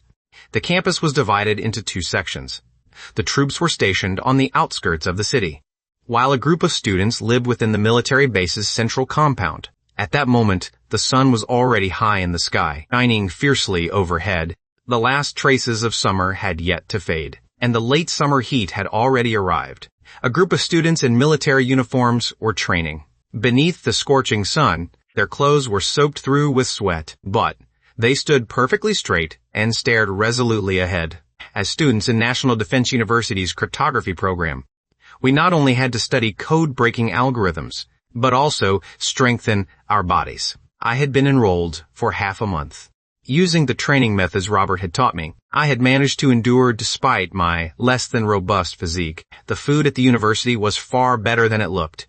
Although conditions at domestic universities in 1983 were far from ideal, eating meat had once been a luxury for me at home, especially since my parents gave every good thing. Cue Jason. I could only eat discarded vegetable leaves and sleep on the damp balcony. But after arriving at the university, the plentiful nutrition helped me begin growing taller. I looked energetic and healthy, and my eyes shone brightly. I was completely different from the despondent boy, who had once seemed ready to collapse from heartbreak at any moment. Now, I possessed a striking presence of my own. When I first met the National Defense University recruitment instructor, I had been deeply impressed by his bearing. Now I understood that military life truly transformed a person, surrounded by soldiers with unwavering strength of character. I had no time to dwell on romantic affairs. Military training would last for 3 months, and I gradually adapted to the rhythm of university life. During the day, I underwent physical training, and at night, I studied in the library. I was majoring in cryptography, and the situations I would face in the future would be extremely dangerous. My identity could never be revealed, and I would become a true invisible operative. Every student in the cryptography program was a valuable national asset. I cherished this hard-won learning environment more than anything. There were no biased parents here, and no fiancé who had fallen in love with someone else. There was only the goal of studying hard and serving my country. I absorbed knowledge in the library with an insatiable hunger, and refused to leave even late at night. Many other students studying alongside me came from all across the country, and every one of them had been the top student in their hometown. I had once ranked first in my county, but now I felt immense pressure because every classmate around me was exceptionally gifted and possessed a passionate desire to serve the country. Late one night, I reluctantly walked out of the library. marveling at the enormous number of books inside. It was like a boundless ocean. Even if I spent my entire life inside the library, I could never finish reading them all. Fortunately for now, I was focused only on learning the fundamentals of cryptography and previewing as much material as possible before each lesson. The night was as cool as water. I paused on a small path and looked up at the sky. Images of home briefly flashed through my mind, now that I had left. I might never return home again. Their family of 4 was probably living happily together. When I first arrived at the university, although I had been completely disappointed in them, I still missed them sometimes. Anyone living far from home inevitably longed for family. But as time passed, the voices of my parents and Claire gradually faded. Aside from the occasional passing thought, they could no longer stir any emotion within me. By now, my feelings for Claire had long since lost their intensity. It wasn't as though I had no friends at the university. Besides the other 5 men in my dorm room, I had also met Sophia, who came from Washington. She was a very unusual young woman, with a personality completely different from Claire's. She was warm and outgoing, UFing base, and sometimes seemed like a flower carefully protected inside a greenhouse. Yet she was also extraordinarily capable, especially when it came to cryptography. She was the most talented student I had ever met. From the moment Sophia entered the university, she was regarded as the campus beauty. Although National Defense University had no rule prohibiting relationships, she still attracted the attention of many male students. Some said she came from a wealthy family in the capital, while others claimed she had only come here temporarily and would leave before long. I wasn't interested in any of those rumors and remained accustomed to walking alone. But no one expected Sophia to approach me first and openly show that she liked me, which left everyone around us completely stunned. It left me utterly speechless as well. When I reached the entrance of the dormitory building, I saw a slender figure standing ahead, smiling brightly at me. Sophia had always taken the initiative with me, though not in a romantic sense. Most of the time, she wanted to discuss our field of study. Even so, waiting outside the men's dormitory late at night was considered shockingly bold in those days. The male students gradually returning to the dormitory couldn't help looking our way, their eyes filled with innocent, teasing smiles. I wanted nothing more than to turn around and leave. But Sophia looked as though she would remain there until I finally spoke to her, so I could only force myself to approach. Sophia handed me a notebook. "Ethan, these are the study notes I organized." I looked at the red notebook, hesitating over whether to accept it. I truly loved studying, and I knew Sophia was exceptionally talented. Even before formal classes had begun, she already understood cryptography inside and out. She could only be described as a cryptography genius. We had first met in the library, while the other students were still immersed in excitement. And wandering around the campus, I preferred being alone and sat in a corner reading.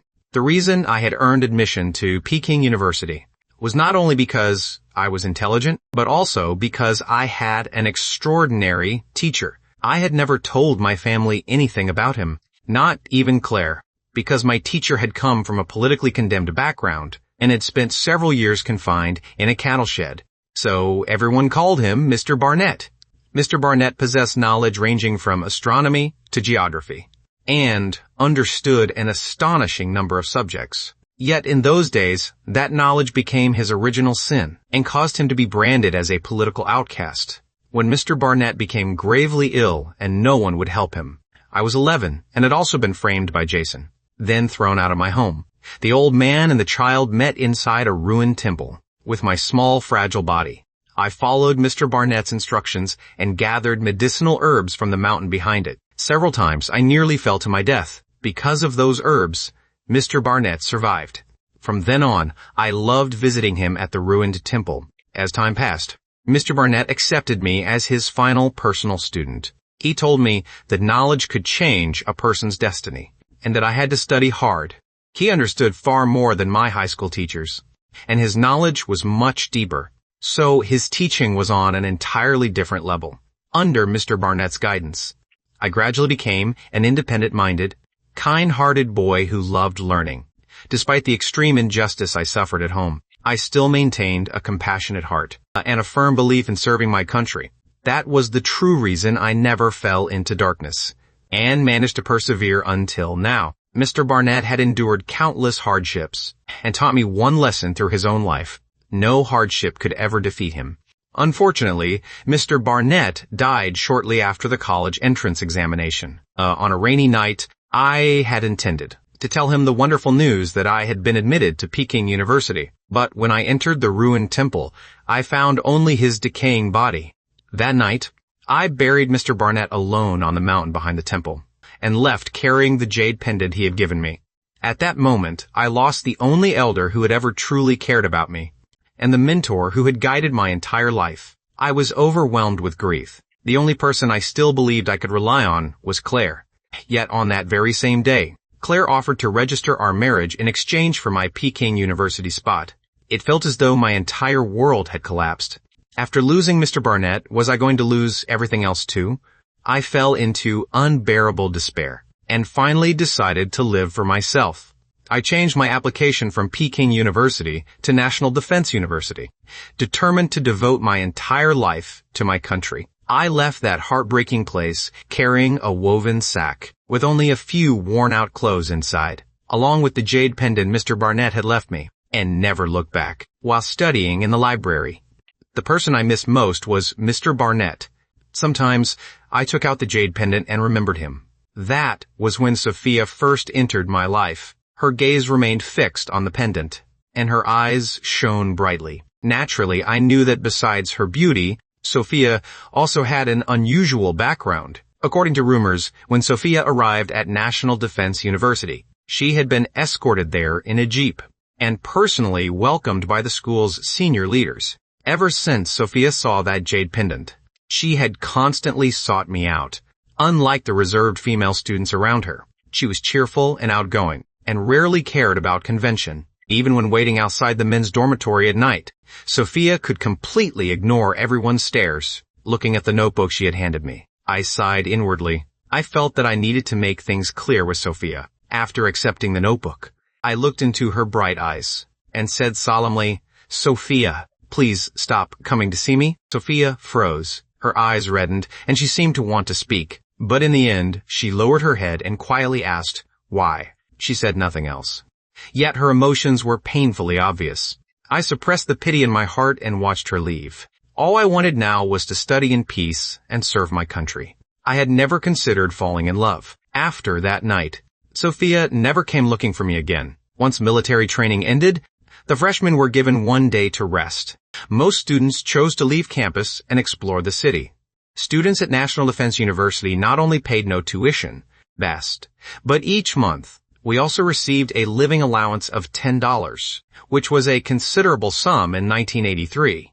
I didn't waste the money, and instead remained in the library as usual, studying cryptography. Sophia sat across from me and took a jade pendant from her pocket. It looked exactly like mine, except mine was carved with a dragon, while hers was carved with a phoenix.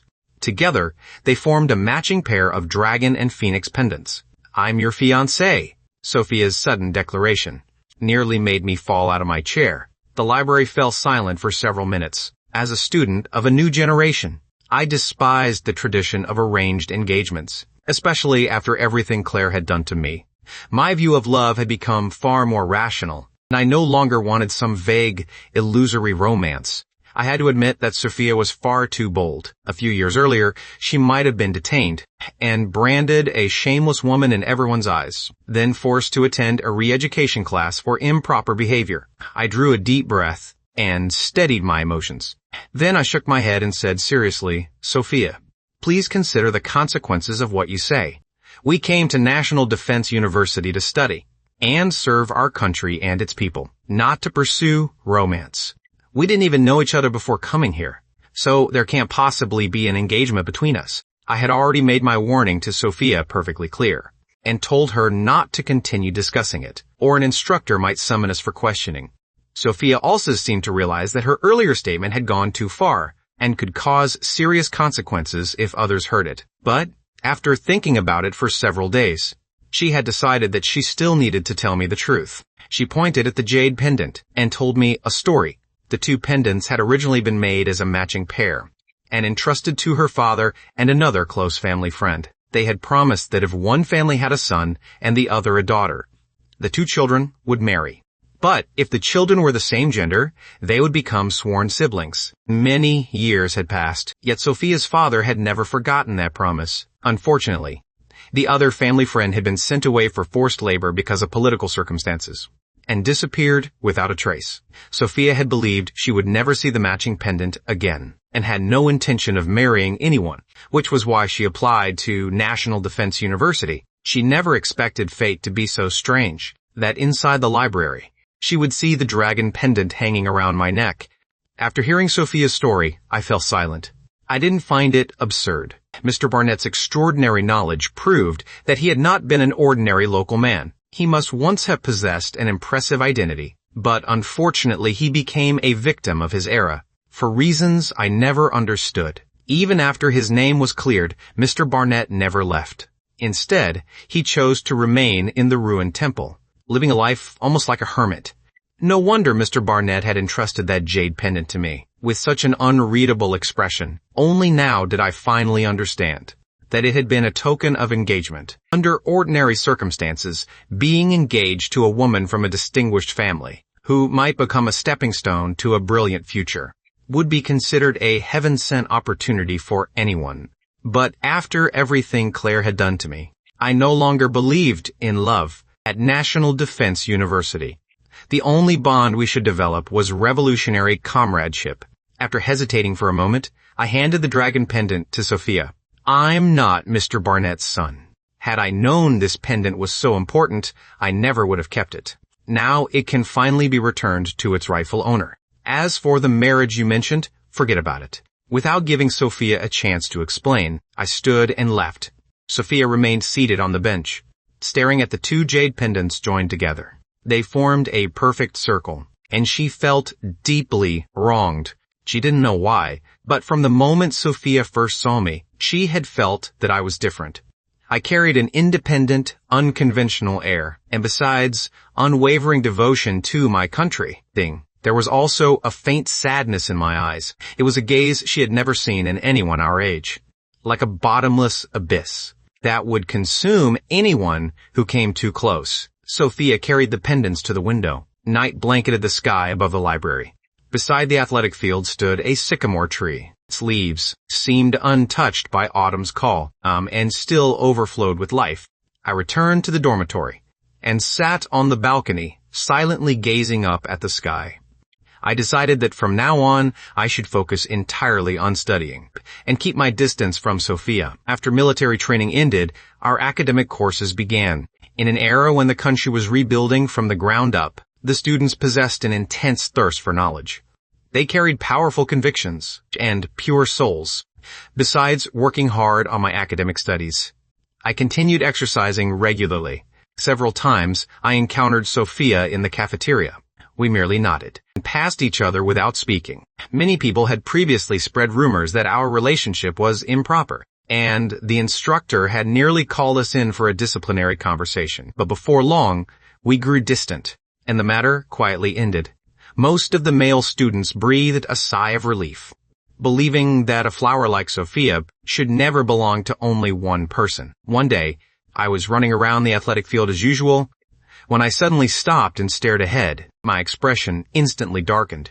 It was Claire. The moment she saw me, all her attention became fixed on me, and she instinctively walked in my direction. But one small movement from me made Claire's face turn deathly pale. The boy who had once depended on her completely, lit up with happiness whenever he saw her, actually retreated several steps. It was the instinctive defensive response one reserved for an enemy. Claire felt as though a massive hole had been blasted through her heart. The pain made it difficult for her to breathe, and bitterness covered her face. Did I truly despise her this much now? Suppressing the agony in her heart, Claire stepped forward again, only to force me farther back. Her expression became deeply wounded. Ethan, before Claire could continue, I interrupted her coldly. Claire, this is a school. Please consider the impression you're making. Shock flashed through Claire's deep eyes. Why did those words sound so familiar? She suddenly remembered when I had been accepted into Peking University, and excitedly rushed over to share the news with her. She had instinctively kept her distance, and told me that we were in the military compound. So I needed to consider appearances. Claire felt bitterly wronged, and finally understood how much those words had hurt me then. Sorrow flashed through her eyes, and Claire drew a deep breath and tried to remain calm. Ethan, you left without saying a word. Do you truly intend to cut all ties with me? Hearing this, I remained expressionless and didn't deny it. But my silent response pierced Claire's heart mercilessly. She understood exactly what I meant. I had lived in a family without love, and been forced to surrender everything good that belonged to me. Once I gave in, they expected me to keep giving for the rest of my life. I had fallen into complete despair. Only by erasing my identity and living under an alias forever could I ensure that I would never contact them again. How desperate must I have been to make such a decision? The mere thought sent stabbing pain through Claire's heart. But I had endured that cruel existence for more than 10 years. How could she still have the nerve to question why I had left without warning? Had I not escaped, they certainly would have continued forcing me to give in. Claire raised her head and tried to stroke my hair as she had when we were children, but her arm froze in midair. When she met my indifferent gaze, her inner world suffered another devastating blow. I'm sorry. Thousands of words ultimately became a single apology. Claire didn't know what else she could say. I raised my head and looked toward the sky. After a long time, my gaze fell on the sycamore tree beside the athletic field. The memory of when I was 11 surfaced in my mind. My parents had thrown me out of the house, and I had crouched beneath a tree, crying. Back then, Claire had seemed like an angel, who brought new hope into my life. Yet it was precisely that hope that later pushed me into the abyss. Even now, my heart still ached faintly. I withdrew my gaze, and my eyes became resolute. I looked directly at Claire. If you came to reclaim the Peking University spot for Jason, I'm sorry, but everything has already been settled. I can't give it to him. Claire's expression changed drastically. She shook her head frantically. No, Ethan, I only came to see you. She desperately wanted to tell me that everything before had been a misunderstanding, and that it wasn't because she disliked me or refused to accept my feelings. But when she remembered all the mistakes she had made, she was too ashamed to say any of it. Now that you've seen me, you can leave? I didn't want any further contact with Claire. Seeing her face reminded me of the pain from 6 months earlier. I had finally used half a year to heal those wounds, so why had she come to tear them open again? Claire's body trembled, as though she sensed that she was about to lose me forever. She hurriedly grabbed my hand. Her eyes filled with grief and hurt. Ethan, why did we become like this? Claire's voice trembled, and her expression was filled with anguish. I answered calmly, that is exactly what I once wanted to ask. Why did we become like this? Every time Claire chose Jason and brought me yet another wound, I had screamed that question countless times inside my heart. But none of it mattered anymore. Claire, this is the last time I will call you that. I wish you and Jason a long and happy marriage. Please never come looking for me again. Claire was about to continue clinging to me when my next words struck her like lightning and froze her in place. I'm grateful for the warmth and hope you once gave me. Please don't make me hate you. Claire stood there rigidly, her face turning deathly pale. Only after my figure completely disappeared did she collapse to the ground. Endless regret and sorrow surged through her heart. The iron-willed woman who wouldn't even flinch after being shot now had tears filling both eyes, and offing and grief covered her face.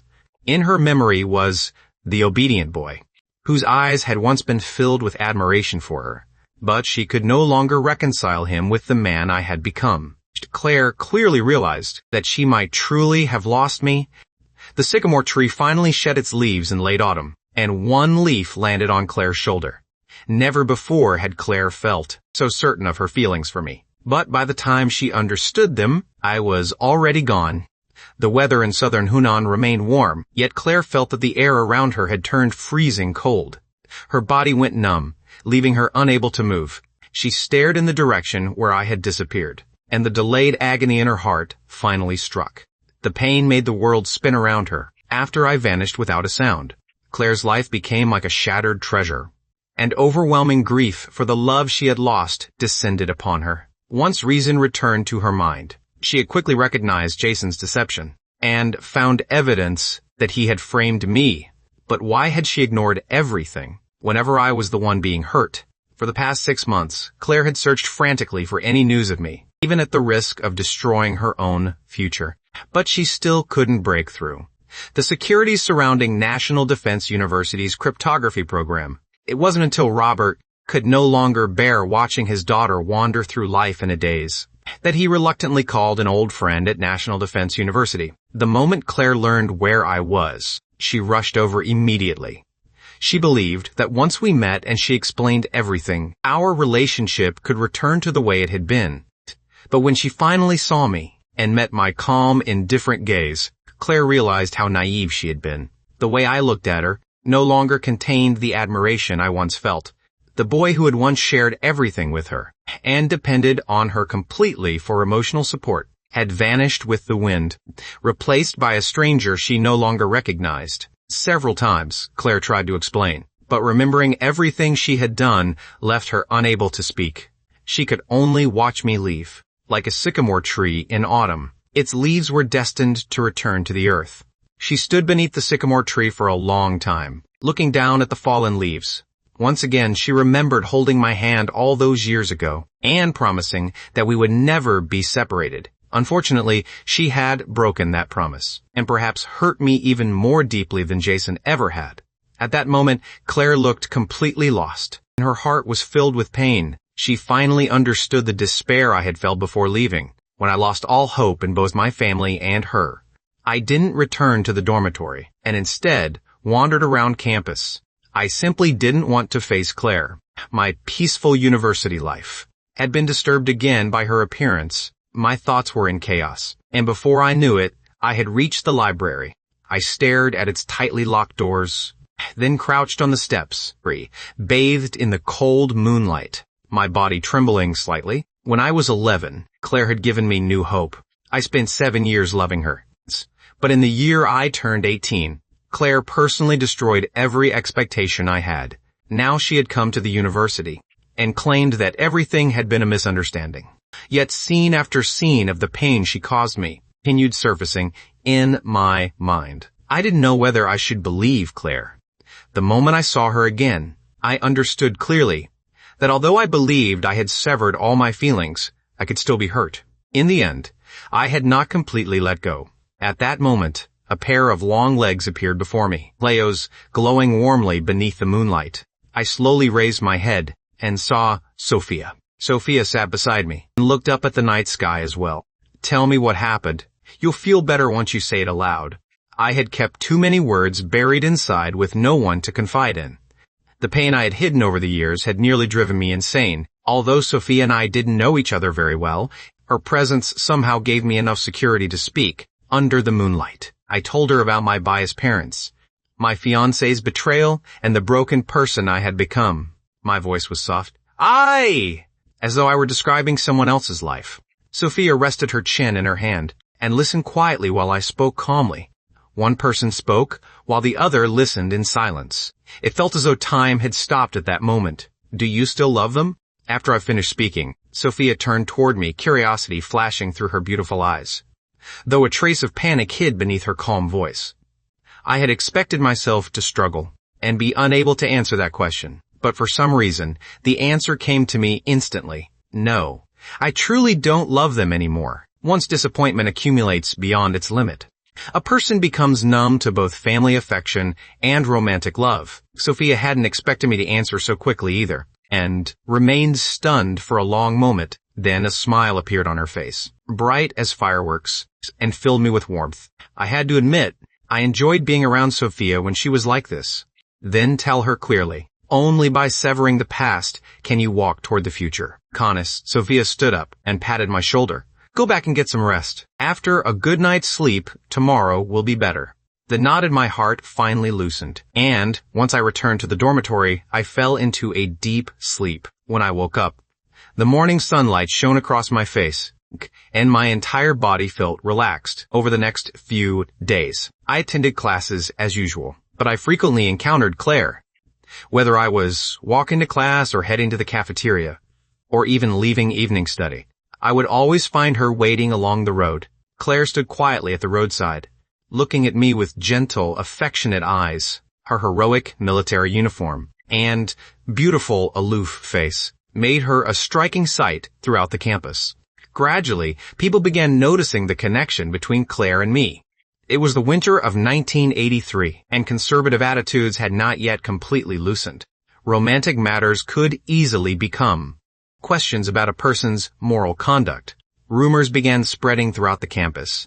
On the sixth night after Claire arrived at National Defense University, the sweltering heat of southern Hunan was finally broken by a cold rain. I was reading inside the dormitory when one of my roommates said that a woman had been standing downstairs for a long time. I immediately understood who it was. After remaining silent for a long time, I finally stood and went downstairs. I believed Claire and I needed to talk properly and settle everything once and for all. When I reached the ground floor, I saw her slender figure blurred by the heavy rain. I drew a deep breath and walked toward her. The first autumn rain of the year carried a deep chill. Claire stood beneath the dormitory building in the hazy downpour, allowing herself to become completely soaked. Only her helpless eyes, filled with deep affection, remained fixed on me as I approached. I studied the woman standing before me, yet my heart remained extremely calm. In the past, whenever Claire showed even the slightest unhappiness, I would have wanted to pluck the moon from the sky just to make her smile. Now Claire looked so miserable and heartbroken, but my emotions remained stable. I even felt slightly annoyed. Affection that arrived too late was worth less than weeds. The love I had guarded for so many years, and the woman I had sworn to protect for the rest of my life, had lost all meaning through her repeated favoritism. Only after I abandoned love, entered the cryptography program, and devoted myself to serving my country, did Claire come tell me that everything had been a misunderstanding. Perhaps our meeting itself had been the beautiful misunderstanding. I raised my umbrella over Claire's head and reached out to wipe the raindrops from her face. That gentle gesture made light return to Claire's eyes. It isn't worth it. I shook my head, and a relieved smile appeared on my face. I raised my head and looked beyond Claire, toward the sycamore tree hidden deep among the shadows. Thank you for everything you once did for me. You helped me survive the coldest winter of my life. I truly was desperate during those years, and sometimes suffered even more than Mr. Barnett had during his persecution. But you were also the one who disappointed me little by little. Don't try to hide what you did. Those wounds will always remain and can never disappear. Claire, look at who you've become. You are no longer the woman I once admired and loved. Claire's expression changed drastically. Her bluish lips trembled, and a broken sound escaped her throat. As she desperately shook her head, she wanted to tell me that she had always remained the Claire I once loved. But when she met my calm, indifferent gaze, every word became trapped in her throat. I continued wiping the rain from her face. Although I was still standing right in front of her, Claire felt as though I were already leaving. She desperately wanted to hold on to the man before her, but every word I spoke was like a nail, being driven into her heart. Blood seemed to pour from the wounds, until her entire world turned crimson. Ethan, I'm sorry. I only requested 1 week of leave. I had just 7 days to see you, since you didn't want to be disturbed. I planned to watch you quietly and leave tomorrow. But could you please give me one more chance? Claire wiped away her tears and looked at me with hope. I didn't answer. I simply stared quietly at the face before me, remaining unmoved as she wept in sorrow. At that moment, both of us seemed to understand something. Claire's body swayed unsteadily, and she closed her eyes in pain. Seeing her cry no longer made my heart ache, which meant I no longer loved Claire. I left the umbrella with her, then turned and walked toward the dormitory building.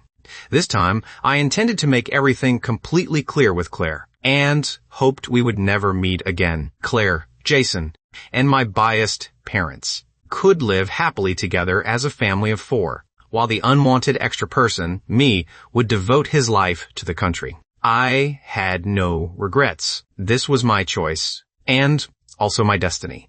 After severing all love and attachment, I had to light a lamp for myself. Claire dropped the umbrella in her hand, rushed forward, and wrapped her arms tightly around my waist from behind. Her voice was filled with pleading. Ethan, please don't leave me. I was wrong. I was truly wrong. I didn't struggle, and simply closed my eyes as Claire held me. I didn't know how much time passed before the heavy rain finally stopped. A bright moon broke through the clouds, and its cool light fell upon the sycamore tree beside the athletic field. The clouds parted, and the moon emerged. Claire's shadow, as she embraced me, seemed forever frozen in that moment. Claire slowly released her arms, but tearing pain ripped through her heart. I took a step forward without looking back. Claire collapsed to her knees, weeping with a broken heart. She felt that she had lost me completely. At that moment, she finally understood the despair I had once felt. The sensation was like having her heart torn from her body, and she would never forget it for the rest of her life. She understood and regretted everything, but it was too late. Her leave came to an end, and Claire left National Defense University. On the day she departed, she didn't come to say goodbye. She knew I would refuse to see her, and understood that I had severed all emotional ties. Claire also knew exactly how terribly wrong she had been. Before coming here, she had already brought a marriage application. All I needed to do was sign my name, and we would legally become husband and wife. But events had unfolded far differently from what she expected. My attitude made it clear that registering our marriage was out of the question, and even spending time face-to-face could never return us to the past. Her heart had shattered, but she couldn't find a single excuse for herself. She had personally driven me away, and on every desperate, helpless night, she had poured salt into my wounds. Now she finally understood the unbearable pain of despair. So if she truly loved someone, she should choose not to disturb him. Claire would not give up on me. She would use her own methods to atone and make amends, and prove through her actions that she was still the girl next door who had once held my hand and told me I would never be alone in this world. On the day she left, the sky was dark and overcast. Sitting aboard the train home, Claire watched the city gradually shrink into the distance, go and close her eyes. When she opened them again, a cold sharpness flashed through her gaze. Everyone who had hurt me would pay the price, including herself. I knew nothing about Claire's thoughts, nor was I interested. After making everything clear, I returned to my normal life as a student. My days consisted only of studying and physical training. During the first half of the year, I studied alone. But later, Sophia began spending more time beside me. Ever since that night, I had understood one truth. I couldn't live according to other people's opinions, or allow emotions to control me. In the past, I hadn't been able to let go. I desperately craved my parents' love and Claire's approval, which ultimately caused me to torment myself endlessly. So I stopped missing my cold-hearted family, because they weren't worth it. I no longer cared about other people's stares, and openly walked beside Sophia. Of course, there was no romance between us. We were simply learning from each other. Sophia clearly came from an excellent family, and knew an extraordinary amount. She could obtain the latest study materials. When Sophia took a book about computer programming from her bag, and taught me how computers could be used in cryptanalysis, I immediately realized that I had to seize this opportunity. From then on, Sophia could comfortably remain beside me and use her family's resources to find the most advanced cryptography materials for me, while I helped her with anything within my ability. To outsiders, we looked exactly like a couple. So gradually, the other students stopped gossiping and spreading nonsense. Issues concerning personal conduct were viewed fairly openly at the university. Everyone was young and quick to accept new ideas, especially university students whose thinking was more progressive. As they welcomed a new wave of thought, couples gradually began appearing across campus. The instructor only held one conduct meeting and reminded everyone to maintain appropriate boundaries, but made no further attempt to interfere. So Sophia and I naturally continued spending time together. As comrades joined by revolutionary affection, a photograph of us studying side by side in the library eventually reached the military compound thousands of miles away. Inside a dark room, Claire sat on the couch with her head lowered. Empty bottles covered the floor, and the air reeked strongly of alcohol. This was only the second time she had ever drunk alcohol. The first was when I confessed my feelings to her. That night, she drank heavily and struggled with her decision until morning. The second was after seeing the photograph of Sophia and me together, which caused unbearable pain in her heart. Furious shouting came from next door, where my parents were punishing Jason. All his dark schemes were exposed. His reputation was completely ruined. He couldn't find a proper job, and no one would even hire him for temporary labor, with no way to support himself. Jason could only remain dependent on my parents. Unfortunately for him, they no longer spoiled him. For every time he had framed me, he was made to endure punishment 100 or 1,000 times worse. Unable to withstand the torment, Jason knelt before Claire and begged her for help. But Claire's punishment was even harsher than my parents'. From that moment onward, Jason lived a life worse than death. They were all using their own methods to avenge me, hoping that I might forgive them. But would I care? My parents, visibly aged, their faces permanently marked by regret and sorrow, and they lived in constant misery. Claire refused every promotion, remaining in the military only because she was waiting for an opportunity. As time slowly passed, more than 3 years went by in the blink of an eye. Jason had been tormented until only half his life seemed to remain. Dark circles permanently hung beneath his eyes, and his mental state became extremely unstable. He truly developed depression. Every night, after tormenting Jason, my parents would hide in their room and cry. The elderly couple missed their son. They had cried, knelt, and begged, but Claire still refused to tell them where I was. This was the punishment they deserved. At last, graduation season arrived at National Defense University. That day, Claire received a phone call and abruptly walked out of the military compound. Now, it was her turn to atone. Everyone, take your positions. This mission is critically important. No mistakes will be tolerated. In the summer of 1987, a movement arose among newly graduated university students nationwide, encouraging them to support the development of the Northwest. But numerous security threats emerged alongside it. At that time, earning admission to a university brought immense honor to an entire family, and every talented graduate was extraordinarily valuable to the country. The graduates of National Defense University's cryptography program were among them. But we would follow an unconventional path. A research center had been established in the Northwest to secretly conduct research into computer-based cryptographic decryption. It was an extremely classified mission, connected to the future of modern warfare. So when this class of defense students graduated, we were assigned directly to the Northwest. Foreign hostile forces regarded us as a major threat and tried every possible means to sabotage the project. The leadership specifically assigned a special operations brigade to provide protection, and Claire was the commander responsible for the escort mission. She remained hidden in the shadows to avoid alerting the enemy. Dressed in military uniform, she stood on a hilltop, watching the convoy pass below. Her gaze was as sharp as a blade, but whenever it fell on the lead vehicle, it softened. Over the past several years, Claire had earned many military honors, but she refused every promotion while waiting for one opportunity. When National Defense University's cryptography graduates were assigned to the Northwest, she immediately applied to lead the escort mission. Ever since I left the military compound, Claire had felt that there was no longer any reason for her to remain there. She wanted to become the older girl who had once protected me and prove that she had never truly changed. Her idea of redemption was to protect me from the shadows, and once we reached our destination, she might have another chance to spend time with me. It was the only thing Claire believed she could do.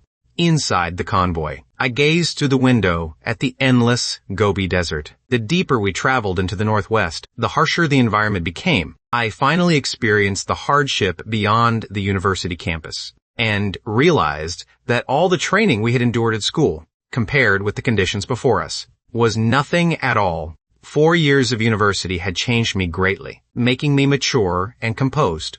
I graduated at the top of my class and became the most outstanding representative of our group. We were heading into the Northwest with a difficult mission. During the journey, I felt the convoy stop several times, but it always resumed moving shortly afterward.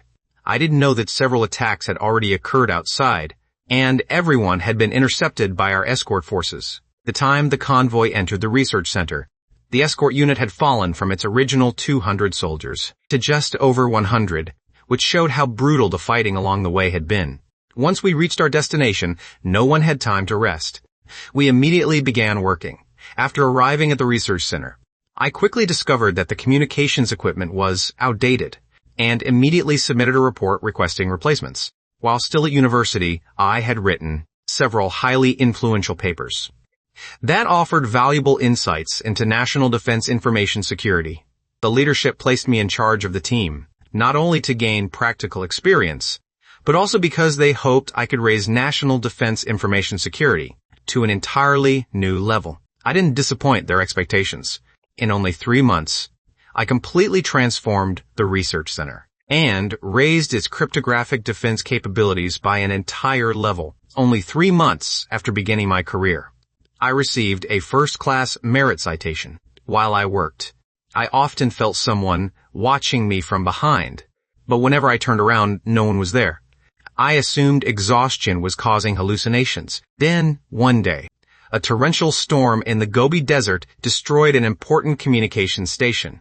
I was conducting a critical experiment, but in my urgency, I rushed outside to save the station.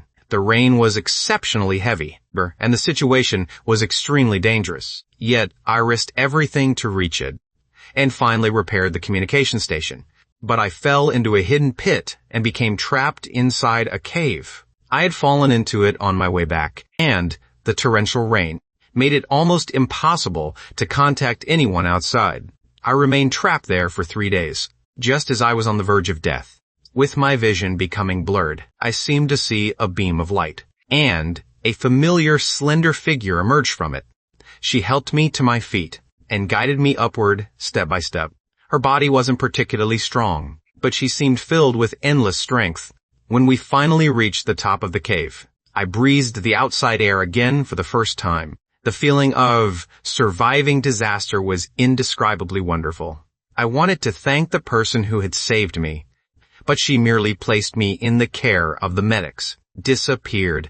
I wanted to stop her, but I had no strength left, and quickly lost consciousness. I spent 3 days recovering in the infirmary, then searched everywhere for my rescuer, but everyone refused to say anything. The director of the research center personally came to see me and told me to focus on my research. Protecting researchers was the soldier's duty, so I didn't need to dwell on it. Anyone in their position would have done the same. I nodded and didn't think much more about it. I only learned from others that a special unit existed and had secretly protected us ever since we left the university. 3 years passed in the blink of an eye. I developed the second-generation communication system, greatly strengthening the military's information-based combat capabilities, and was promoted to deputy director of the research center on the day I was scheduled to leave the Gobi Desert. The director specially invited me to drink with him and told me something devastating. Because communications research was so important, the research center was frequently attacked by enemy forces. Hostile agents hidden in the shadows had launched at least 70 attacks over the past 3 years. Every one of them had been successfully stopped, but many of our comrades had sacrificed their lives. Fortunately, we succeeded. We defeated the enemy's schemes and completed the mission entrusted to us by the organization. Now you can move on to a greater stage and undertake even more difficult work. The director took out a photograph and placed it on the table. After hesitating for a moment, he lowered his voice. Originally, I didn't want to tell you because I was afraid it would distract you. But since you're leaving, I won't hide it any longer. More than 200 soldiers from the Special Operations Force assigned to protect you were killed. My entire body trembled, and my eyes reddened. I raised my glass and offered them a toast. The director nodded, then sighed. You must know Commander Claire very well. Commander Claire. Confusion filled my eyes. I didn't know any commander by that name. Yet for some reason, Claire's voice surfaced in my mind. I quickly shook my head and laughed bitterly to myself. Claire should still be back at the military compound. By now, she had probably married Jason, and their child might already be old enough to run errands. How could she possibly be carrying out missions in the Gobi Desert? But the director's next words struck me like lightning. Commander Claire was none other than Claire, and she had secretly protected me for 3 years. When I fell into the cave, cleaning in the sense, Claire had risked her life to pull me out and injured one of her legs in the process. Later, several assassination attempts targeting me were also stopped by Claire in secret, but she paid a terrible price each time. After the second-generation communication system was completed, the Special Operations Brigade successfully completed its mission and began withdrawing. Claire had spent years fighting hostile forces on the front lines. She had been shot 3 times, and 1 bullet had nearly pierced her heart and killed her. Yet she still refused to leave and insisted on remaining on the front line. Today was the day Commander Claire would finally depart. The director had probably guessed the relationship between us, so he kindly warned me. Even though Claire had strictly forbidden him from saying anything, I looked at the photograph on the table. It showed Sophia and me, studying side by side in the library. Although Sophia's half of the photograph had been torn away, I recognized it immediately. Had Claire truly been nearby all this time, then why hadn't she appeared even once in 3 years? My expression became complicated as I remembered the director's words. She had taken several bullets for me over the past 3 years and saved my life more than once. Yet she had never claimed credit. She hadn't even been willing to meet me. Claire had simply remained hidden in the shadows, silently protecting my safety. I suddenly remembered when I was 11 and had crouched beneath the sycamore tree crying. Claire had appeared like an angel, taken my hand, and promised to protect me forever. I had believed our meeting at National Defense University would be the last time I ever saw her, and that Claire and I would never meet again. But what she had done shook me profoundly. I was no longer the naive boy I had once been. Yet when I thought about Claire's sacrifices, an indescribable sorrow filled me. I drew a deep breath, grabbed the photograph, and rushed outside. When I reached the entrance of the research center, I saw a Jeep driving away. "Claire!" I shouted toward it. There was no response from inside. I had a strong feeling that Claire was in that Jeep. But why wouldn't she answer me? Inside the departing vehicle, Claire saw me rushing out through the rearview mirror. Emotion rippled across her cold, beautiful face, but she quickly suppressed it. One of the soldiers hesitated. "Commander, should we turn around?" Claire glanced at the empty sleeve where her left arm had once been, and closed her eyes. "Keep going. To protect me." She had once again fought the enemy to the death, and lost her left arm in an explosion, leaving her permanently disabled. This time, the organization had forcibly ordered her to leave and return for medical treatment. Claire had originally wanted to continue protecting me, but she knew that in her current condition, remaining in command would only make her a burden. So she had no choice but to obey. She had been using her own way to silently protect me. Unfortunately, the road ahead was still long, and she could no longer remain by my side. Claire's heart was filled with unbearable pain. For 3 years, she had watched my busy figure inside the laboratory countless times, wanting to walk over and stay beside me. But whenever she remembered how deeply she had hurt me, she stopped herself. If you truly loved someone, sometimes the best choice was not to disturb them. Besides, in her current condition, how could she possibly deserve me? I deserved a better partner. Claire left, without telling me she had ever come. Dodd, dead, Dodd. 10 years later, nearly 20 years had passed since the beginning of economic reform, and the country had undergone earth-shaking changes, especially in the development of national defense information security. The fourth-generation system had made tremendous progress through the efforts of generation after generation. Although we had not yet reached the world's most advanced level, we continued developing at remarkable speed. As a defense graduate from the class of 1987, I had undergone more than a decade of tempering, transforming from an inexperienced young graduate into an expert in information technology.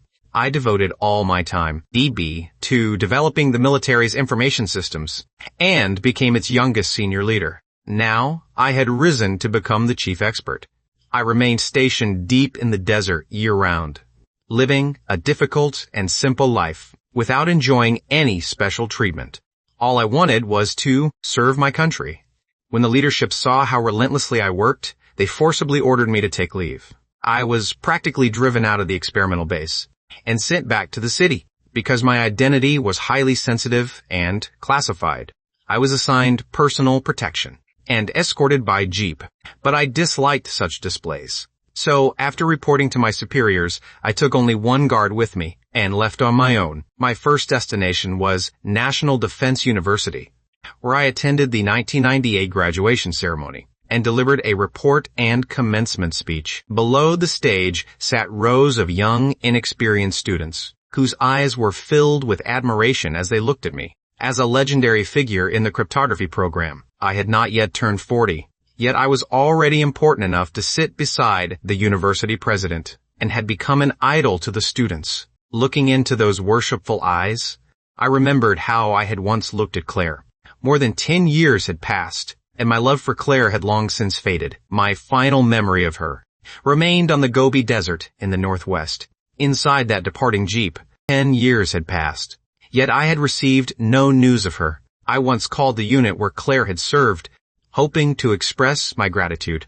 But they told me that Claire had chosen to retire from the military and was no longer with the unit. I sat on the stage and looked at the students below. They were the future of the country's national defense stations, just as I had once been. Yet my thoughts drifted back to my hometown, and I wanted to visit Claire. I didn't know why, but after being forced to take leave, I felt that there was something I needed to do. It wasn't because I wanted to rekindle a romance with Claire. At my age, I had long since devoted my life to the country and its people. After leaving National Defense University, I immediately returned to my hometown, without alerting anyone.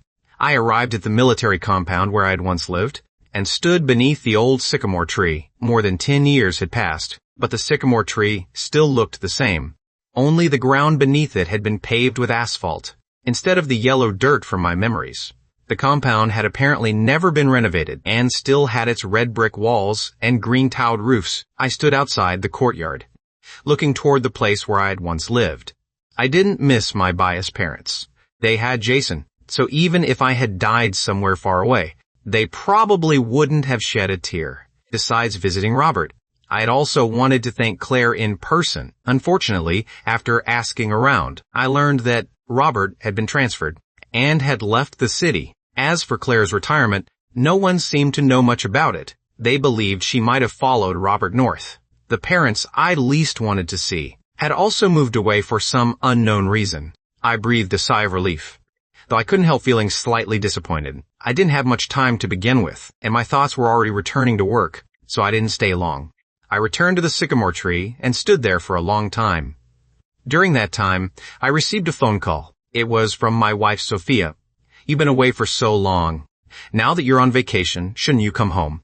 Your son misses you." "Dad," hearing my son's voice, a gentle smile appeared on my stern face. I ended the call, climbed into the car, and left. A breeze swept past, and a leaf fell from the sycamore tree. Autumn had arrived, but I never noticed. Inside Claire's house, beside the window, a figure silently watched me leave. Claire had never followed Robert north. Instead, she remained in the compound and waited. She didn't even know what she was waiting for, but she continued waiting all the same. Yet when I finally returned, Claire lacked the courage to face me. She could only remain hidden in the shadows, just as she had silently protected me in the Gobi Desert. In the past, she had been too ashamed to face me, and now she was too afraid. The only thing Claire could do was offer me her blessing. Once she confirmed that my car had left, she slowly went downstairs and thanked the neighbors. Had they not kept her presence secret, I probably would have discovered the truth. Carrying a basket, she went to the cemetery, where my parents were buried. Not far away stood another lonely grave. 5 years earlier, Jason had finally become unable to endure the torment and used a sharp knife to murder the parents who had once loved him most. He had developed severe depression. After killing my parents, he slit his wrists in the bathroom. By the time they were discovered, only 3 corpses remained inside the house. Claire used her connections to suppress the news and keep it from me, because she didn't want me to know. Looking at my parents' gravestones, Claire sighed and raised her head toward the sky. "Ethan came back. He's living very well. So you don't need to worry, now that you're gone. The people left behind are the ones who suffer. We did terrible things, so we deserved to be punished. Perhaps this was heaven's will. I hope Ethan will always be happy. You would wish the same for him, wouldn't you?" Claire stood and left. Under the setting sun, her figure cast a long shadow, lonely and desolate. She remembered when I confessed my love to her at 17. My youthful face had turned bright red, and my excited, hopeful eyes had shone like the sun. Had she accepted me then, perhaps everything would have been different. Unfortunately, there were no second chances. She could only live with endless regret until the end of her life. When I returned home to the military district, I saw my wife sitting on the couch, soothing our son to sleep, while humming a lullaby. Her face glowed with maternal warmth. Sophia and I had not married until we were both in our 30s. I never expected that she would wait for me all those years. I walked over and looked at the child in my wife's arms. His young face looked remarkably like mine when I was little, and I couldn't resist reaching out to touch him. Sophia glared at me and whispered, "He just fell asleep. Don't wake him. You'll be the one putting him back to sleep later." I smiled awkwardly. In this household, I never had much authority. Looking at my wife and son, a powerful sense of guilt filled my heart.